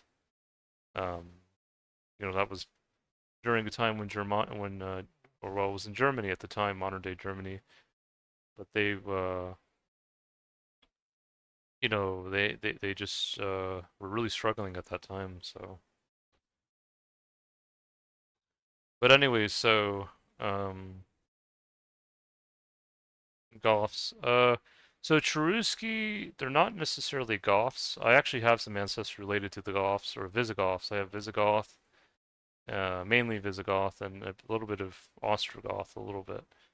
Um, the Cherusci are like, um, the best way I can describe them is they were the people before the Franks. So before the Franks came to Gaul, which would be like France and southern Germany, or even parts of northern Germany, I guess. The Cherusci were like were one of the original Germanic people. But I noticed their DNA even goes back to Greece, like northern Greece, like back 3,800 years ago. So I guess even before they were in that region, they were even as far south as Greece. Um, didn't Goths sack Rome? Yeah, Visigoths. You're thinking about the Visigoths. Yeah, they did. But the Cherusci, I think, are different. The Cherusci are not. Because see, the Visigoths or the Goths originated from Gotland. Gotland is in southern Scandinavia. The true, well, it might be even beyond Mesopotamia, maybe more so Anatolia or the Caucasus, but anyways, the Cherusci are a little bit different. Um, I don't think the Cherusci were related to Goths, or well, to me, I think they came from further south. That they started maybe closer to southern Europe or even closer to Anatolia, and then they went north. There's a god in Llewellyn, which was like a group of people that were at least somehow affiliated with the Trojans, if you know about the Trojan War. And there's a word they use for either son or god, and it sounds very similar to Tyr. Or they would use Tiwaz, but it sounds very similar to Tyr, the Norse or Germanic god. You know, Tyr was the one who sacrificed or gave up his arm to Fenrir. Um, and I noticed the Cherusci because a lot of samples I have from southern Germany, before it was called Germany, I guess it was also part of Gaul, because you know there were also you know before I guess Germanic people mainly inhabited that area. It was mainly Celts, but I noticed in those matches it was a lot of like Celtic and then Cherusci. So I guess the Cherusci's been there they've been there for a while. The once missed city of Troy, yeah. Yeah, I know, like I have ancestry actually related to the Trojans because really the Mycenaean Greeks and the Trojans, they were really closely related. They were like brothers and sisters. And so I have kind of ancestry connected to them, like going back 3,500 years ago. It's like how people have like ancient ancestry connected to like I guess Scandinavia from like thousands of years ago. Um, those people actually were related to the modern day like Spanish and North Italian and Portuguese. Actually, they were genetically closer to them than the modern Greeks because the modern Greeks, I guess, in the medieval ages, they mixed with like the Scalaveni or some people say Slavs, but I say Scalaveni because I prefer it like that. And then with other people as well, but no, I guess the Spanish and the Portuguese and North Italians they still kept that original ancestry. Hello, Miss RPG. Hope you're doing well today, or this evening, or whatever time it is. Glad you were able to come by. Yeah, actually, speaking of which, Goal, the Gallo Celts that lived in, or the ethnic Celts, were actually really closely related to like the Mycenaean Greeks and Trojans. Like their DNA wasn't too far apart. I think the main difference with the Gallo-Celts is they were related to Spanish, Portuguese, and North Italian, but they also had a bit of French and South Dutch too, because I think they also started mixing a bit more with Germanic people, like the Batavi would be one of them. Those people come from the Netherlands. We are good. RPG and I are having a romantic dinner watching you. Oh, nice. Glad you two are enjoying yourselves. Um, yeah, I'm just talking to Gol right now. We were talking about the Cherusci, the Franks, and the Visigoths, and where all these people came from. And I was just trying to tell him that the Goths really came from Gotland, which is southern Scandinavia. Germanic Cherusci, which fought against 3 Roman legions. You can find ancestry from them even going far south as the north of Greece during ancient times, or it might even been Thessaly, Greece, so it might even have been further south. Um, and then just of course, all these other people. I had a match from like Belbeker, Germany, from like 2,500 years ago, and at that time, those people were more related to like really Scandinavians, like modern day Norwegian and Swedish and Danish, and even like modern day West Scottish and Orkney. The Orkneys were the Norse. Some of them settled there. Uh, but those people were related to like the Lungobards. Lungbards are interesting because their story is RPG's heard he's heard the story before where the Lungbards they they traveled south into North Italy because at that time I guess resources in Scandinavia were scarce for whatever reason, and it was a story that they were fighting the Vandals at the time. They eventually became known as Lombards, but when they were fighting the Vandals, the women of the Lombards communed with Freya, to see, the Norse goddess Freya, to see what counsel she could give them, and she said for the women to tie their long hair like beards. So they did that, and when they did that, I guess the Norse god Odin kind of took pity on them and granted them victory against or whatever happened. I guess he favored them defeating the Vandals. And yeah, but I guess they kind of made up because I technically related to both of them. So it's it's interesting how you have all these different people that came from all these different places, and when people say everyone's just a carbon copy of each other, I think when you look deep into it, there's a lot more nuance to it than I think people realize.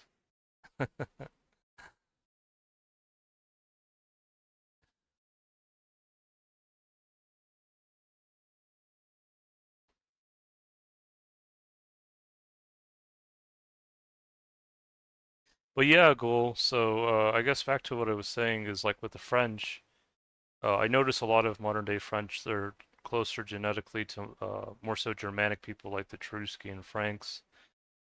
But with me, a lot of the matches I had was mainly really Celtic. It was Celtic and well, I guess I had Germanic too. I had the Batavi, which came from.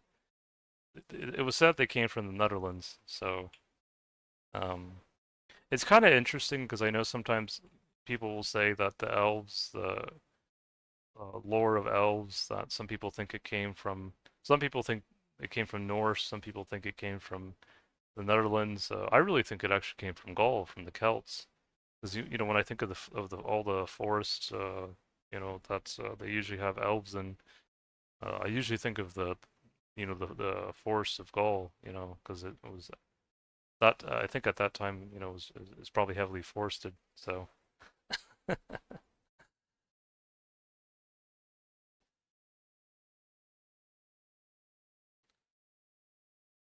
but yeah, it's really interesting to learn about all that, and about all the interconnections and things like that.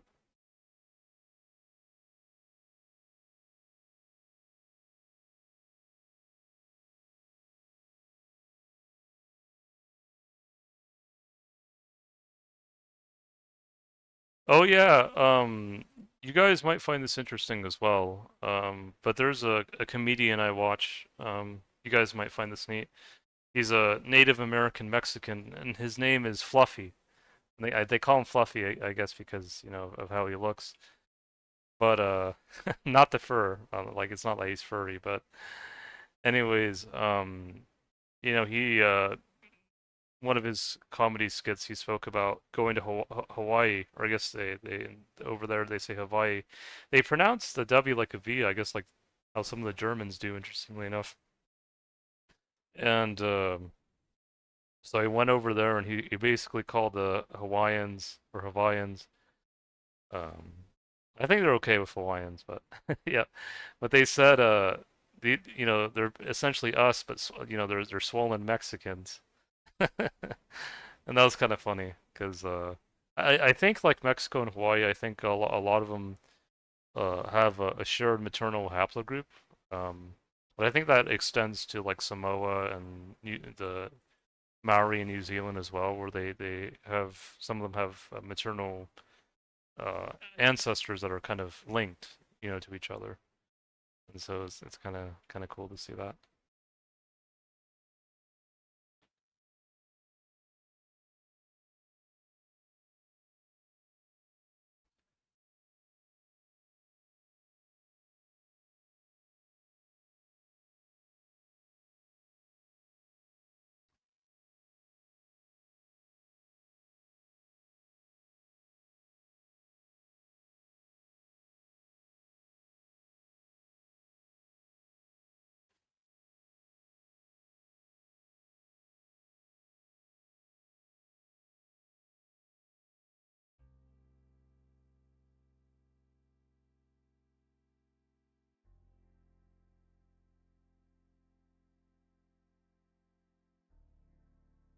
When it comes to me, aside from Europe, I also connect a lot with Japan as well, because my dad, his grandmother Lita on his maternal side, she was some people would see her as a Native American, but to me, she looked like a Japanese woman, like literally like a Japanese person. Um, and then I looked at my dad's maternal ancestry, and I found out that his DNA, his maternal ancestors go all the way back to Northeast Asia, or like the area around Northeast China, Korea, but also Japan. Um, and I think I looked at him his DNA and mine, and I think out of the three main East Asians, I think we were most related to Japanese, and then Koreans, and then Chinese, and all that. Mexico, Hawaii, and Samoa also all colonized, and it's normal. Most of every shop is junk food. Um, yeah, I don't know about the part about the junk food. I would have to look more into that. But yeah, like I know, uh, I know it's something that I do talk to my Uncle Herman about because well, I call him Uncle Cherokee Japanese Herman because to me he looks like a mix of Japanese, German, and I guess Cherokee all into one. That's what he looks like to me. And I know sometimes, he talks about the enrolled membership with the Cherokee. Cherokee are a Native American tribe in North Carolina, but he talks about the blood quantum. You have to have a certain quantum of ancestry with the Cherokee to be an enrolled member, and you get a check and all that if you do. And I told Herman uh, that I kind of view it the Japanese way, where in Japan right now, there's a lot more people mixing, and instead of it just being only Japanese, now it's Japanese and in addition to something else. And I told him that if you look at our DNA, really the Native Americans themselves are not, they are already really part Japanese because they have East Asian ancestry. The only really main difference is they also have ancient North Eurasian ancestry, and that kind of connects to like Ket Siberians that go all the way back to South Siberia 24,000 years ago, and they also, eventually became related to Europeans as well, because they they went west, and I know a lot of people talk about the Yamnaya and the eastern steppe uh, steppe herders, or I think, and those were people that essentially had that same ancient North Eurasian ancestry. But yeah, I just tell him, if you look at how the Japanese look at things, like in their manga and anime, you have all these people that look very different. Some have different hair colors, eye colors, and different facial features, but they can all still be Japanese. They can all still be part Japanese, whether it's speaking the language or just still being part of them. And I just told them, you know, you don't really have to have a quantum to be like that. Like you could be 1% Japanese and it could still be part of you. So, and I think the Hawaiians are starting to understand that now too. Like they're saying like for us to just remove people that are they tend to use the word how or halau haoli, I think. It's essentially just referring to like a person. It might be a fair-skinned person, or even just European descent. But I think they're starting to change because they're saying, there are some people, that didn't really have much Hawaiian ancestry or even any Hawaiian ancestry, and they, still helped us in Hawaii. So I think they're starting to get it now, thankfully enough. And that's something I try to help Herman with. U.S. was a powerhouse of brands.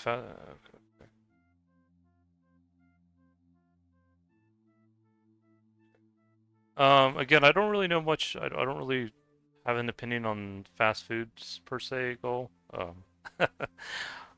Um, but anyways, um, yeah, I just think that um,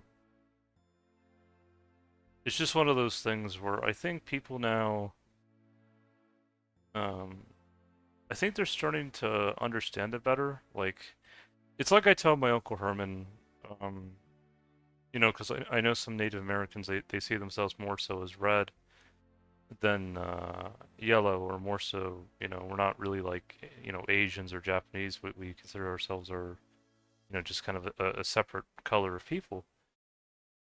Um, and I just tell him, you can't really have summer without spring because for the natives, they have these, some of them have these four different colored wheels, and each wheel is kind of like a represents a season. Like, so, um, red would represent summer, black would represent fall, white would represent winter, and then spring would represent yellow. And I was telling him, you really can't transition from winter to summer unless if you have spring, because there would be no summer without spring. And so I just try to um, explain it to him like that. Most things I see are class issues, class consciousness cover. I mean, maybe that could be another thing as well potentially. Um, I just think that it's one of those things that because I know in Japan right now they're having this movement, or at least not all Japanese, but there are some Japanese that are jumping into the bandwagon of make Japan great again. But the problem with that is it kind of goes against really um, it kind of really goes against what they showcase in their art, through their manga and through their games and their artwork, in the sense that you can be Japanese first if you want, but the only problem is, if you only stay like that, um, you could eventually, of course, there's problems with inbreeding as well, but the other thing too is like, if you guys, are saying, we want to look like the people that we draw, I say, well, maybe it might help to be a bit more inclusive. Maybe instead of just being 100% Japanese, you could, include people that are Greek or Italian or German or English or uh, Hawaiian or whatever. But yeah. A Japanese friend I lived with before I was become a politician. I don't know what his views are, though I should ask. He owns a restaurant in Osaka. Yeah. Yeah, no, I think see there is a native tribe in Patagonia that I feel like are really really related to the Japanese. You know, they have the maternal haplogroup that goes back thousands of years ago. And you know, they said something that reminded me of how the Japanese view things when they do their anime and their artwork. And he said, you know, he had these visions or these fantasies at night about him, you know, becoming the main character. And he said that that fantasy was no longer a fantasy; it was a reality. And to me, it's kind of like anime. It's kind of like, you know, the Japanese drawing the anime, or the I guess some people call it the fantasy, and then that fantasy becoming a reality. And all it is just you know, people recognizing that to come to life or to animate something is, well, it is life itself, but it's also the willingness to incorporate all these colors together, like how they do in their artwork. Patagonian tribes are wild. People go missing, but never them. They just find the bodies super nature inclined. Yeah, it's interesting because I know. I see. I have a friend named Joe, and he's part Apache, and the Apache are another tribe, and you know, another Native American tribe. I remember one time he uh he got upset with me because, you know, sometimes I'm very nature oriented myself, and that probably comes from multiple different ancestries. But he said, you know, we're connected to nature as well, and then his mom, which I think his Apache ancestry comes from his mom. She said, well, he's really connected, and so yeah, I just think that uh, you know, I think I'm gonna try to see if I can break this down. I think a lot of these things can be solved if people can understand, you know, you can still be Japanese or you can still be English or you can still be Hawaiian or Samoan or whatever. But you can also be in addition to. You don't just have to be one thing, you know. Um, and I know some people struggle with that. I know some people, you know, they really have a hard time with that. But I think some people are getting better now. I think especially when they see, you know, people of mixed ancestries, you know, coming forth now, I think they're starting to get it a bit better. We are just us, yeah. I know my uncle Herman, my uncle Cherokee Japanese Herman always says, are you human?" And it's interesting because I was talking to my dad and I told him, you know the group of people who have the most Neanderthal ancestry, and he said, "What, Europeans?" And I said, "No, East Asians and Native Americans." And then he said, you know, "Have you heard of Denisovans?" And I said, "Well, Denisovans are actually found most highly, I think, in Filipinos, and I think they were even in ancient people also in Tibet. But they're also in modern day East Asians and Native Americans as well." Um, and I think what it is that um, I just kind of go back to I know I keep using Japan as the example, but I just think about all the different colored characters and all the different facial features and eye colors and hair colors, and I say, you know, what's the problem? They're all still speaking Japanese. So, I mean, I and then yeah, are we humans or are we dancers? Yeah. Yeah, I mean, like in Japan, you know, you have all the people of mixed ancestry, you know, coming forth that some of them are starting to look like some of the anime characters, and they still speak Japanese. They still, you know, they know the culture and all that. So you know, I don't think there's a problem with it.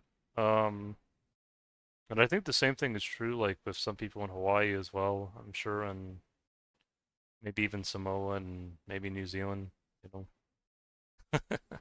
I mean, it's better than being inbred, you know.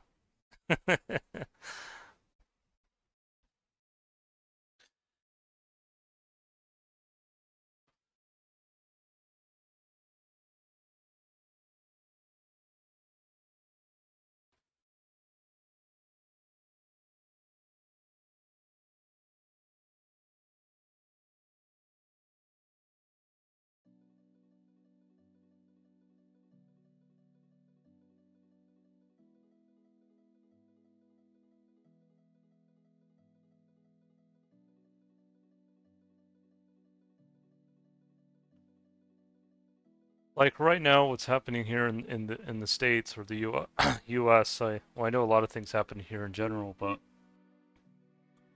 right now some of the farmers are starting to complain because I guess a lot of the people they deported were the people helping them on the farms, and they're saying we don't have enough people to help us anymore.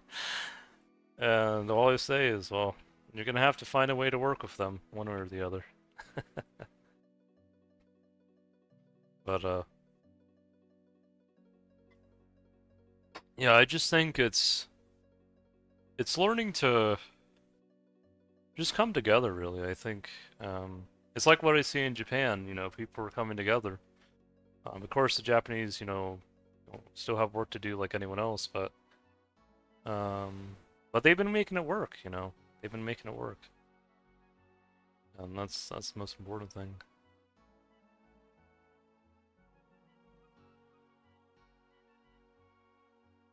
I ran out of air runes, and I didn't even know that until I looked.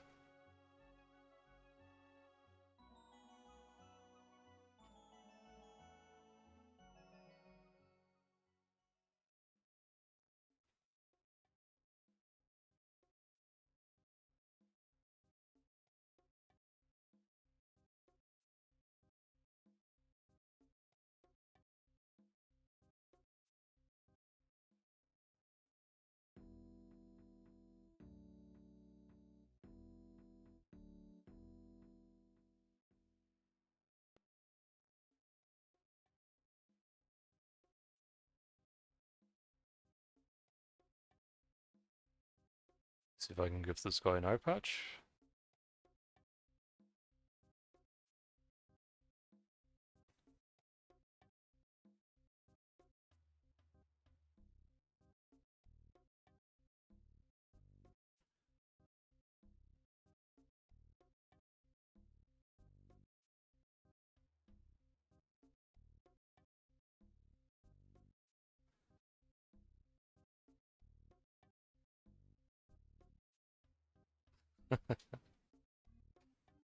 Always love giving the eye patches out. Are always fun. There's an anime I enjoy watching called One Piece, and it's about pirates. And I don't know if you guys have seen the live action with all the live actors, but it was actually live action I enjoyed. I actually liked. I usually don't like live actions that much, but that was a pretty good one.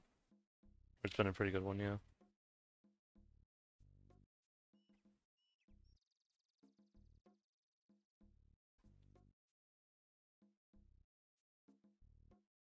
Mhm.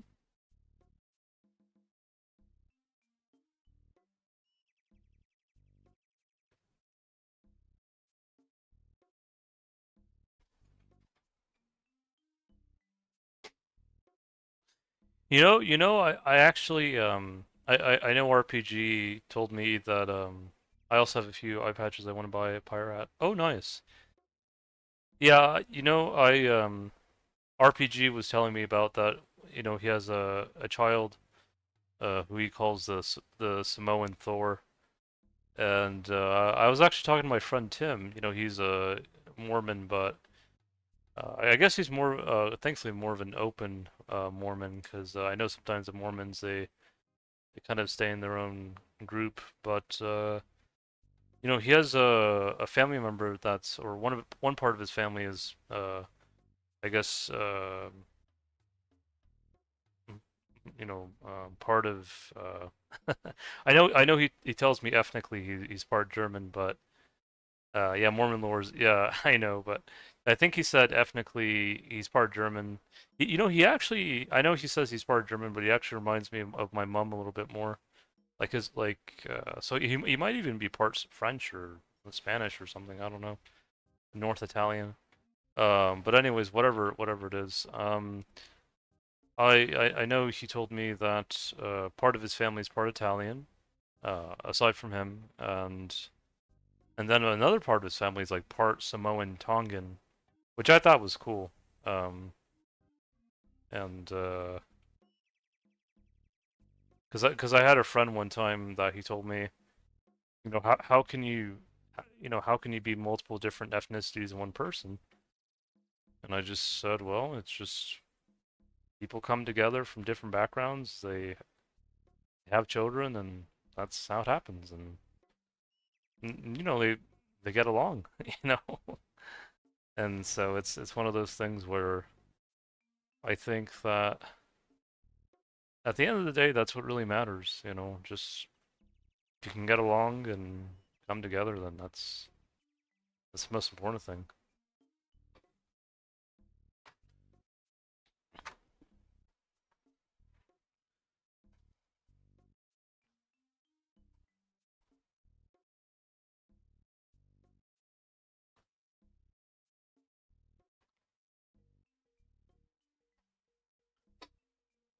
I know my friend Tim told me he wants to visit New Zealand and Australia one day. Um, so maybe you'll see him one day if he ever decides to go over there.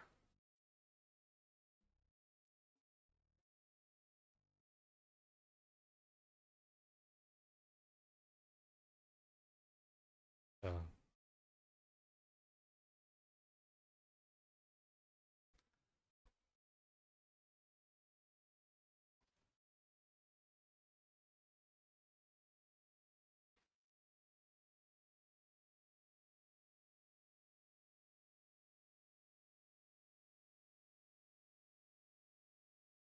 you know, it's kind of nice sharing this with you, by the way, Goal, and also RPG and Miss RPG and Hendrix and whoever else is watching. It's always nice, especially to get different perspectives, especially people who live outside the U.S., like people who live in whether it's Britain or Ireland or Australia or New Zealand or even Germany or Serbia. I actually had a guy from Serbia one time. He was a German immigrant who grew up in Serbia, and and he told me, I told him I liked mayonnaise, and he said, "You must have Serbian blood running through you," and I thought that was the funniest thing. That the prerequisite of having Serbian blood was liking mayonnaise. Um, I think and then we were talking a bit about the lore of Serbia and people who lived there before I really don't like using the word Slav because that was the origin for the word slave. I tend to prefer using Skeloveni, but anyways, so we were talking about the people before them, and I just told them about there were a group of people known as the Aurelians, and the Aurelians were kind of a people closely related to like the Greeks and the Trojans, going back to the Age of Heroes, and they also became closely related to Celts as well because they were kind of one of the groups that were, I guess, willing to mix more. Whereas the Akkadian Greeks kind of, I think they kind of over time stayed a bit more amongst their own. Those who were both Aurelian and Akkadian Greek, or I guess a mix of Trojan, Mycenaean Greek, they eventually mixed with the Celts, and that's what happened. But I guess there was a time where they lived in Serbia as well and all that. U.S. isn't looking good to us right now, but you're a good one. I'm Slavic. Oh, nice to hear. Yeah, Okay, so this is actually good. So since you're well, since you're Slavic or well, Skelev, if you're alright with me saying Skeloveni, then I'll say that instead. I just that's what I prefer to say, but it all depends how you want to go about it. Um, yeah, it's almost like now I know it's interesting like with the Eskimos because some people say they don't want to be called Eskimo because it means he who eats raw meat, but I say well Eskimo also means he who ties snowshoes. So that's how I kind of go through that. And honestly, well, I'm not a big fan of eating raw meat because a lot of times when I do, I tend to get sick. But that's more so my end than anything else. But yeah, no, I like my meat well cooked if I can have it like that. Um, Let me bring up my data. Okay.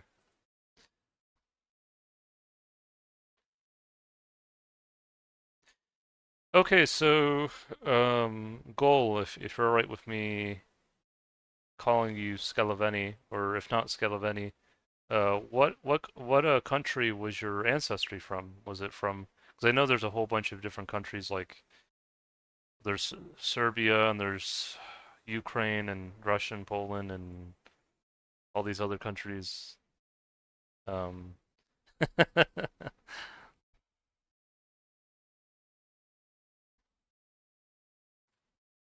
I think I had a little bit of Scalaveni ancestry. It was like white Croat and like early Scalaveni, and it was like a little bit, not that much, but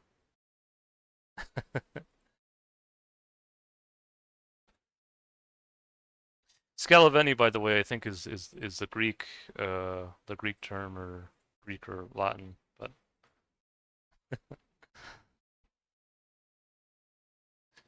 I think another way to say it is like a Venetti.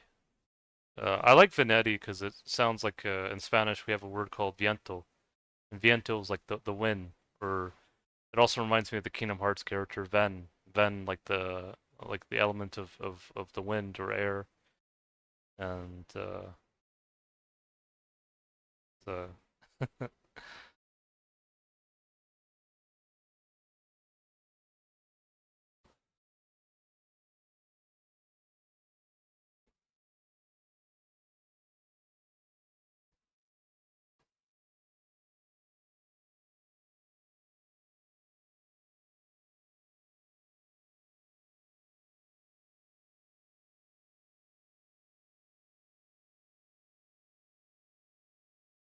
well, yeah, no, I appreciate you, Cole, saying that you see me as a good American at least. I think that's one thing Maffey told me. She said, "You restore my hope in America."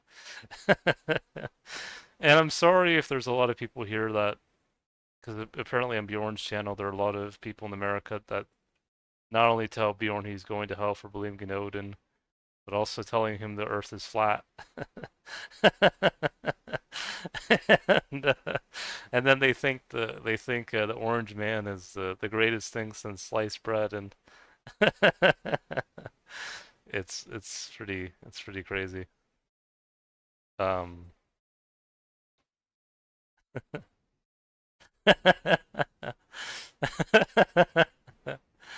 and I tried to be a different example than the norm.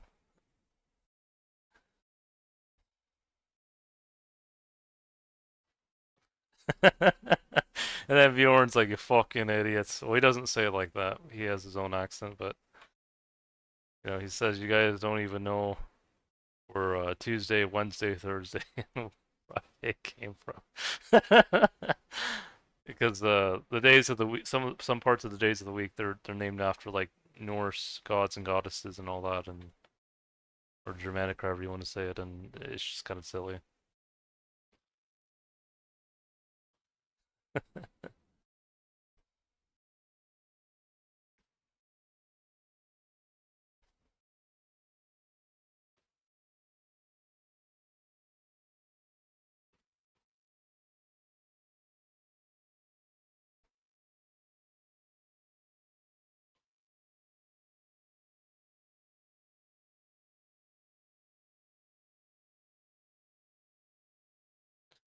But yeah, I do know most of my ancestry is or a lot of it is Celtic, and by Celtic it's the ethnic Celts. Not saying that the Celts in Britain and Ireland are any less Celtic.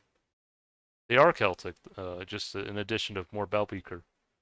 So maybe a little bit more what people might call Scandinavian. So,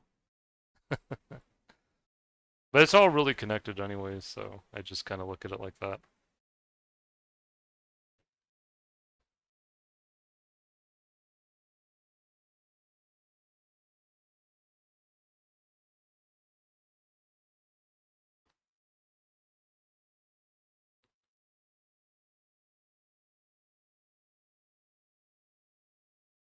I guess the best way to describe it is like someone who's, Celtic Irish, but also like Celtic Norse or Norwegian. Reminds me a bit of. I know RPG said he's not Irish, but he might have a bit of Celtic ancestry, maybe a little bit.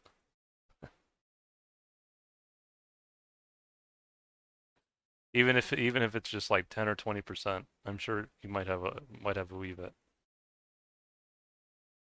I think that was the same thing with Bjorn too. I think he said he wasn't 100% Norse, that he was like he was mainly Norse, but he also had a good amount of Celtic. So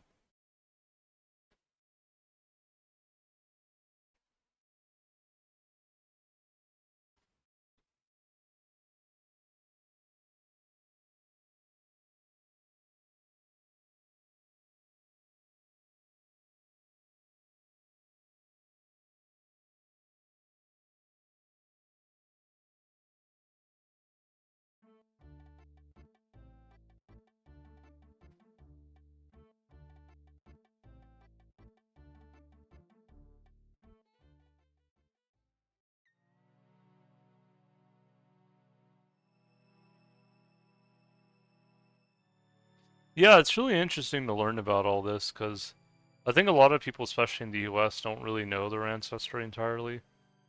Um, I think some people have like a vague idea of who they are. I think the people who probably know it best are really the Native Americans themselves. And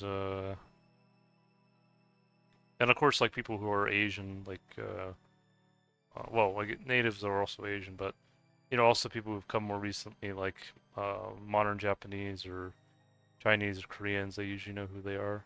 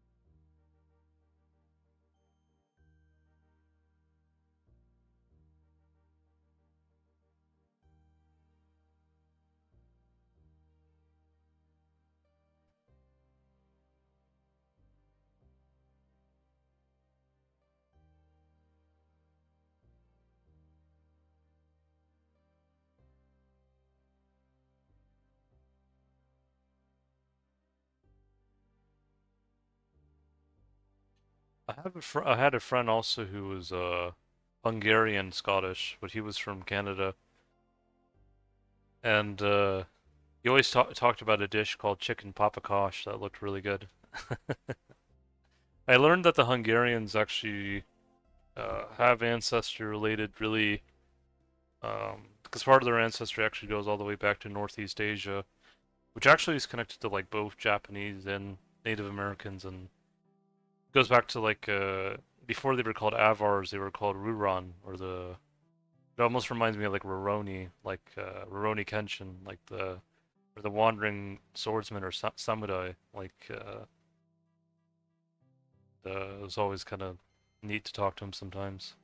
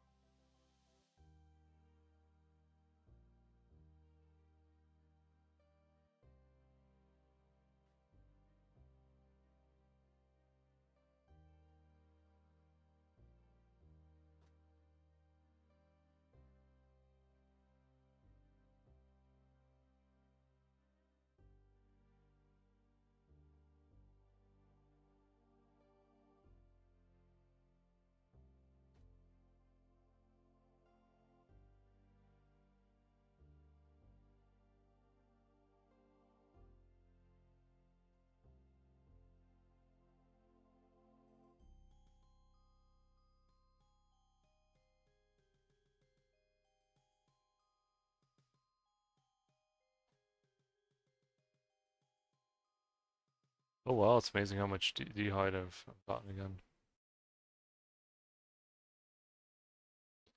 Maybe we'll do one more run and then I'll head off.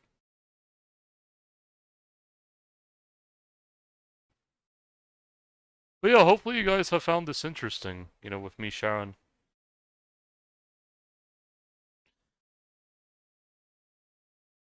Yeah, I have also learned Australia. I didn't realize over there are like it is a bit more of a melting pot than I thought. Because I know that there's a guy I watch from, it's like an Italian chef, and I think he actually, I don't know if he was born in not Hawaii, born in Australia, but I know he's kind of spent several years living there and seemed to have a quite a knowledge of the place, and it's pretty cool to see.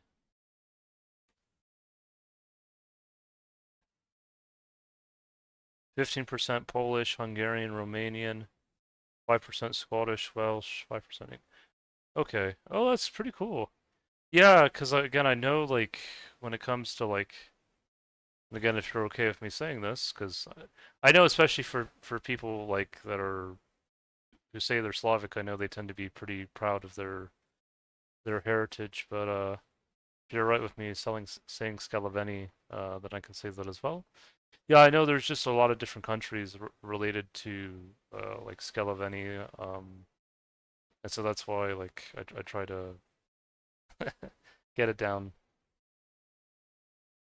Let's see. Yeah, I think um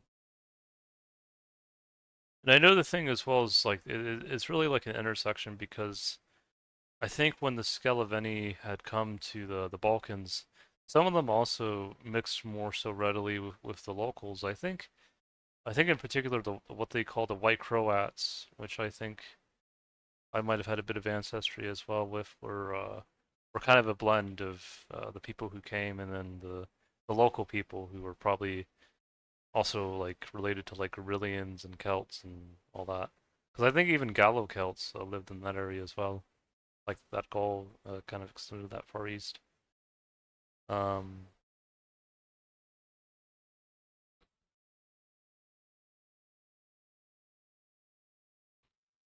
yeah, the closest modern day populations I'm related to are like Spanish, Portuguese, North Italian, French, both French and Southwest, South Dutch, Tuscan, which is like the little, I think closer to like Rome, and I have to see what else.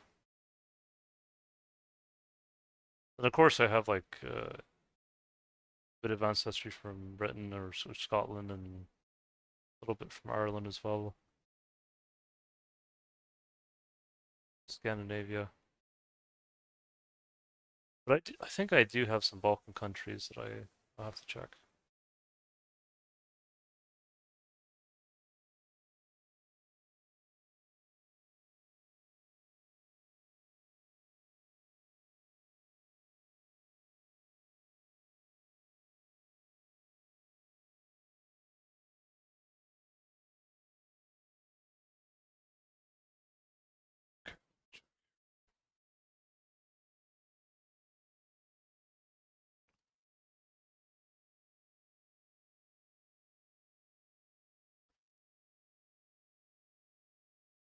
Yeah, I think for me, and it's probably related to my Mycenaean, Greek, Aurelian, Trojan ancestry as well. I have, so it's Kosovar, Serbian. I don't think Austrian is, I think that's different. Okay, Bosnian, Romanian, Bulgarian. I think Russian is like way in the back. You know? Yeah, Bulgarian, uh, Hungarian, or no, Macedonian, but Macedonian, it's kind of like the intersection, like I was saying, with of the ancient Greek and Trojan, and then Scalaveni, Macedonian. And I think even the Avar, the Ruron as well from Northeast Asia also can contribute part of that as well. Um, let's see, Croatian, Czech, Slovenian. Uh, I think I'm more related to Tatars than I am to Russians, I think. Or the ethnic group that consider themselves the modern day Russian. The Tatars, I think, are more related to like Northeast Asian, really. Um, then there's Ukrainian. There's a lot. There's a lot of different countries. So,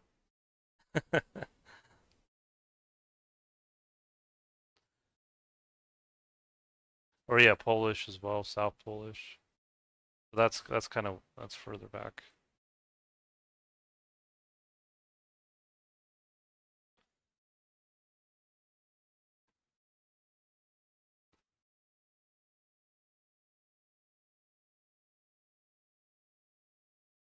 Yeah, I've noticed I do tend to get along well with Hungarians. Um, I know, at least the ones I've spoken with, I know a lot of them tend to be kind of closed off at first. But I think after you get to know them for a while and after a few jokes, they kind of crack open in a good way.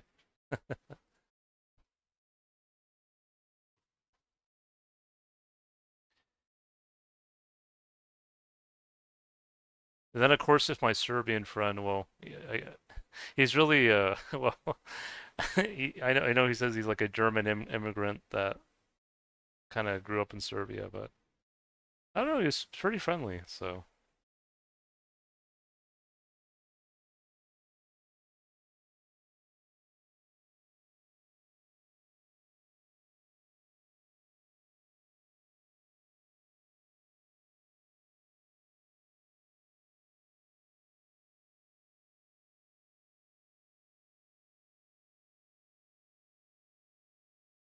But for you, Goal, I know you mentioned Polish, Hungarian, Romanian. Out of those three countries, which one do you feel like you connect the most with? Because I know especially for, well, at least some people who I know who say they're Polish, I know sometimes it can have a very good connotation or a very kind of negative connotation, depending how people look at it. Uh, but yeah, like, and then Romanian. I don't know as much about Romania other than it reminds me of like Mihawk, like Dracula Mihawk from like One Piece. Um, and then Hungary, or Hungary. I always think about. Oh, another thing I think about it is like the Terminator, or the in Yu-Gi-Oh they had like a crystal. I think even RPG saw it. I sent it to him, or if he hasn't seen it, I'll send it to him. It was the crystal beast amber mammoth that was the guy was trying to mimic the Terminator and or the actor Arnold, and that was pretty cool.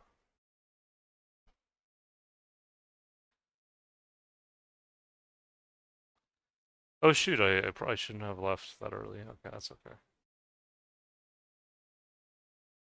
I don't know why I thought I had a full inventory.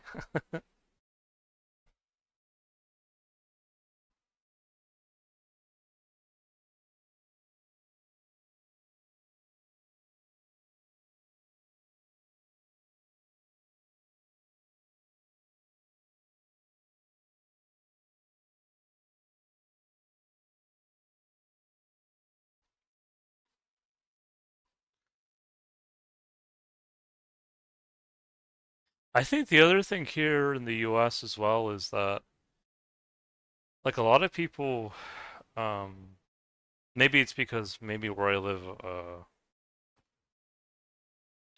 might be different. I think a lot of people here, um like for example, with the thing with Polish, I don't think I've heard many people that outright state they're Polish or Romanian.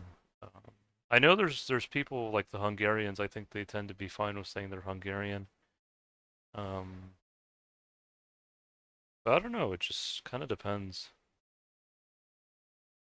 Sometimes you just don't know until um, either they let you know, or you're good enough to kind of figure it out beforehand.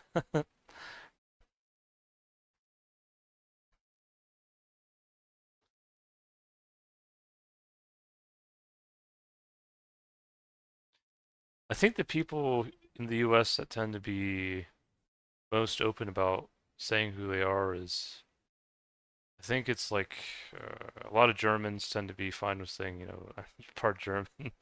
Same thing with Italians. You'll usually know, hey, I'm Italian, and it's not just North Italian, but also other parts of Italy as well. Uh, and then of course, like, trying to think who else. I think the Asians, like Chinese, Koreans, Japanese, they'll usually tell you pretty quick.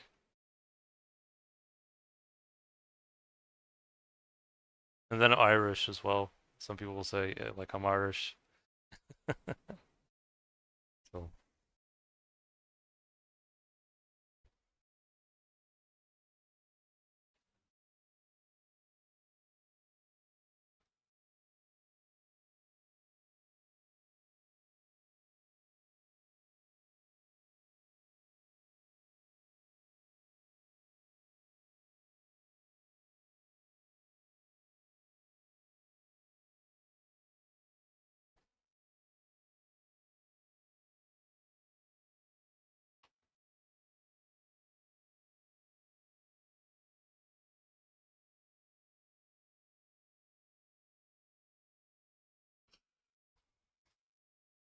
oh yeah, but the other thing too with Germany is it's kind of like it's almost like France, but even more where you can have a lot of people that say they're German, but I feel like there's more different kinds of Germans than people think. Like there's the German that's like what my friend Matthew would say, like sometimes stern but also cute and sweet. And then there's a German that's just like straight, like, you'll be here at this hour at this time and all that, is a little bit more um I don't know how to describe it, but it's just like a different kind of energy.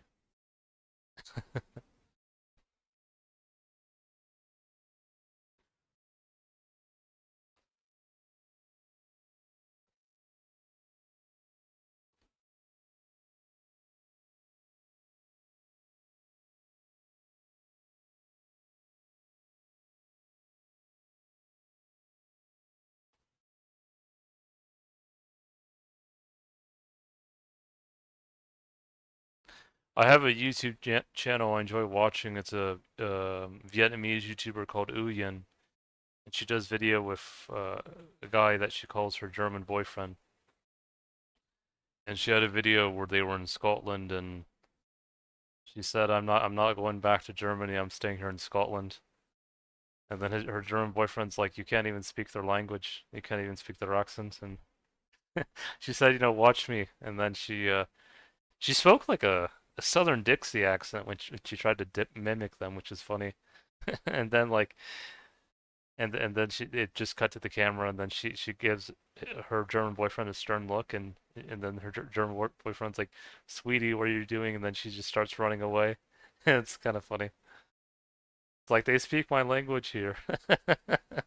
It's kind of funny. But yeah, I think if there would be any like positive reputation for Germany, because I know Germany is kind of like a mixed bag when it comes to that, I would say definitely them. Like those two are just a good example for sure.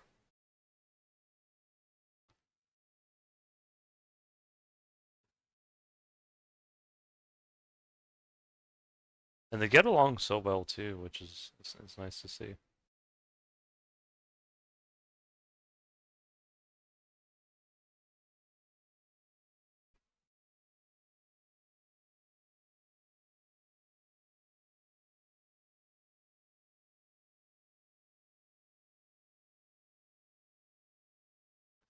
Oh yeah, if RP or RPG Miss RPG and Goal and everyone else, if you guys are all still here, I don't know what it is with Serbia, but there was this one YouTuber I watched, and apparently he was from Serbia, and he made a video about what if the Easter Bunny tried to take over the world.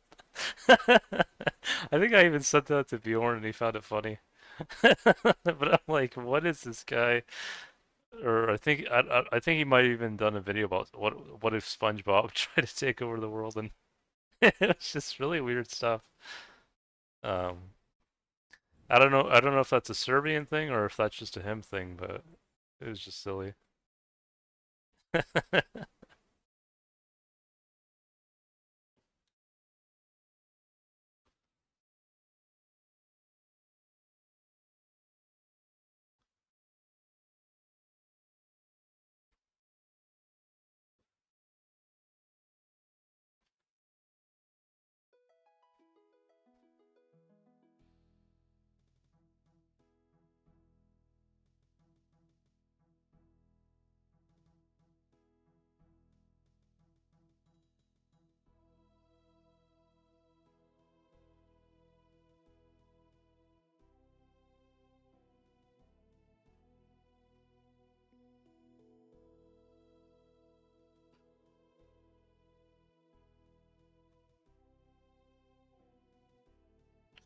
Yeah, I think after this run we're good enough.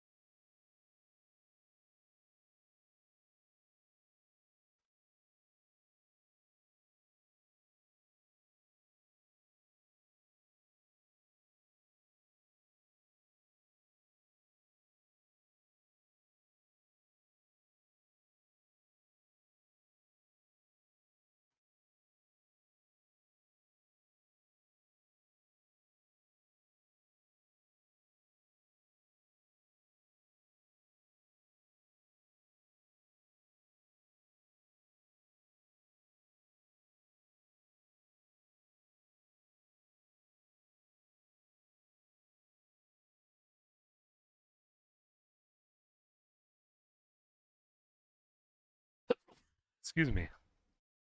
Hmm.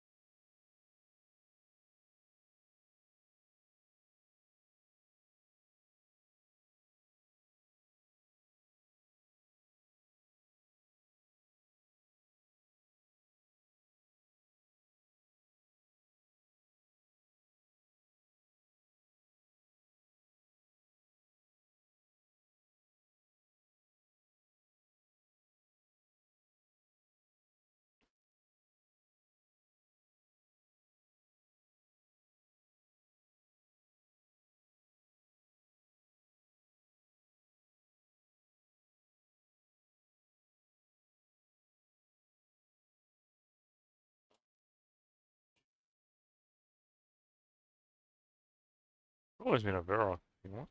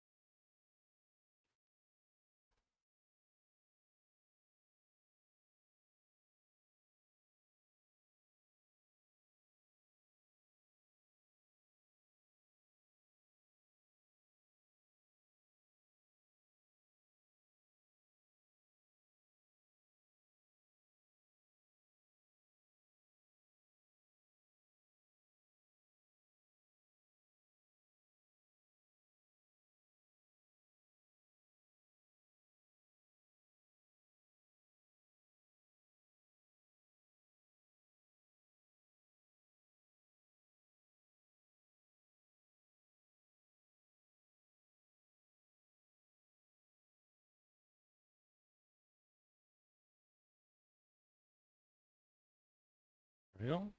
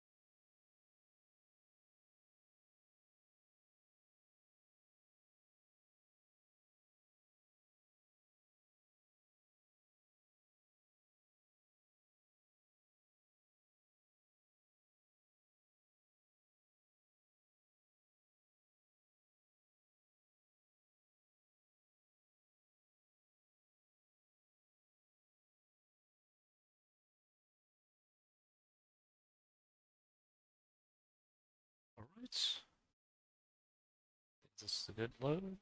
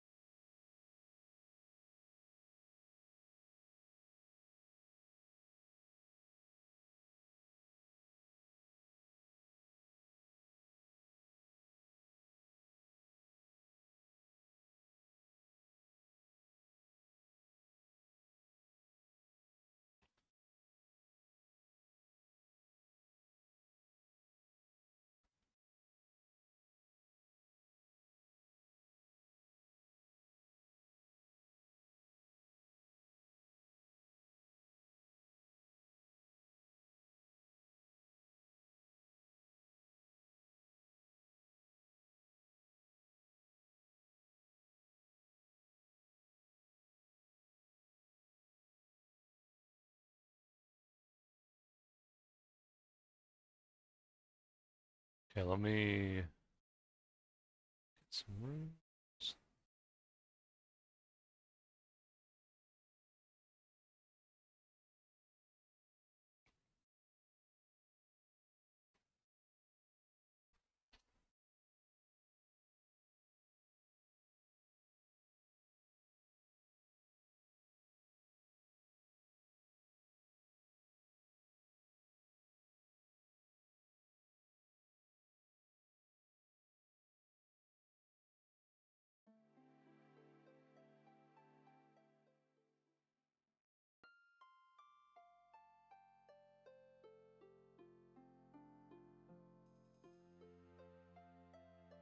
Oh, he's the only one here.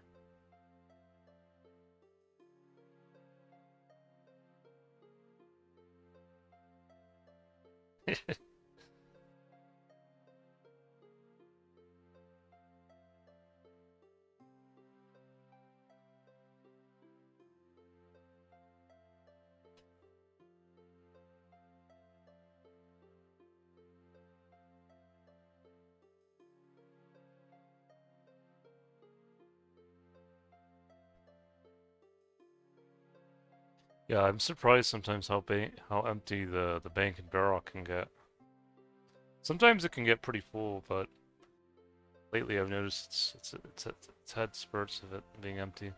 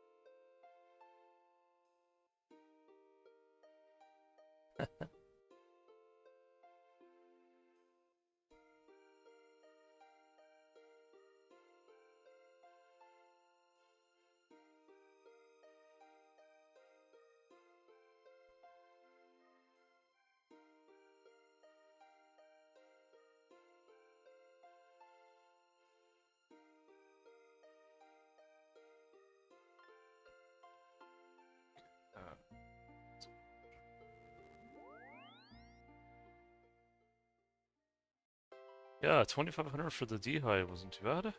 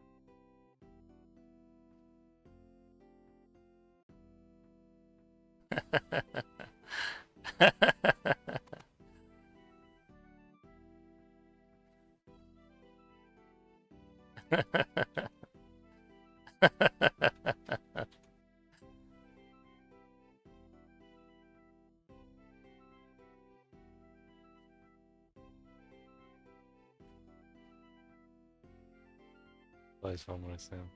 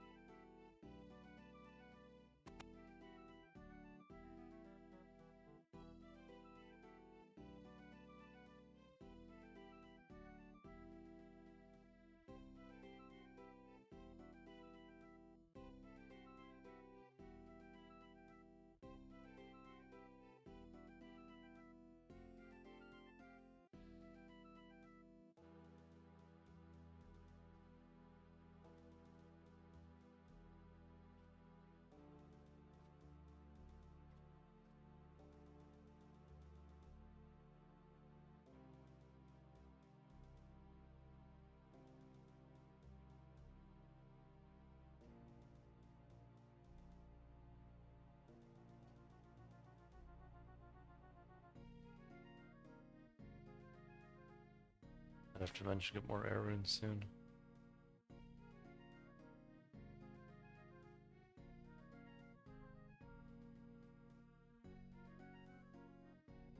Alright guys, hope you guys enjoyed the stream. Hope you guys had fun watching. It's always nice to do this for you guys. Hope you guys take care. Bye for now.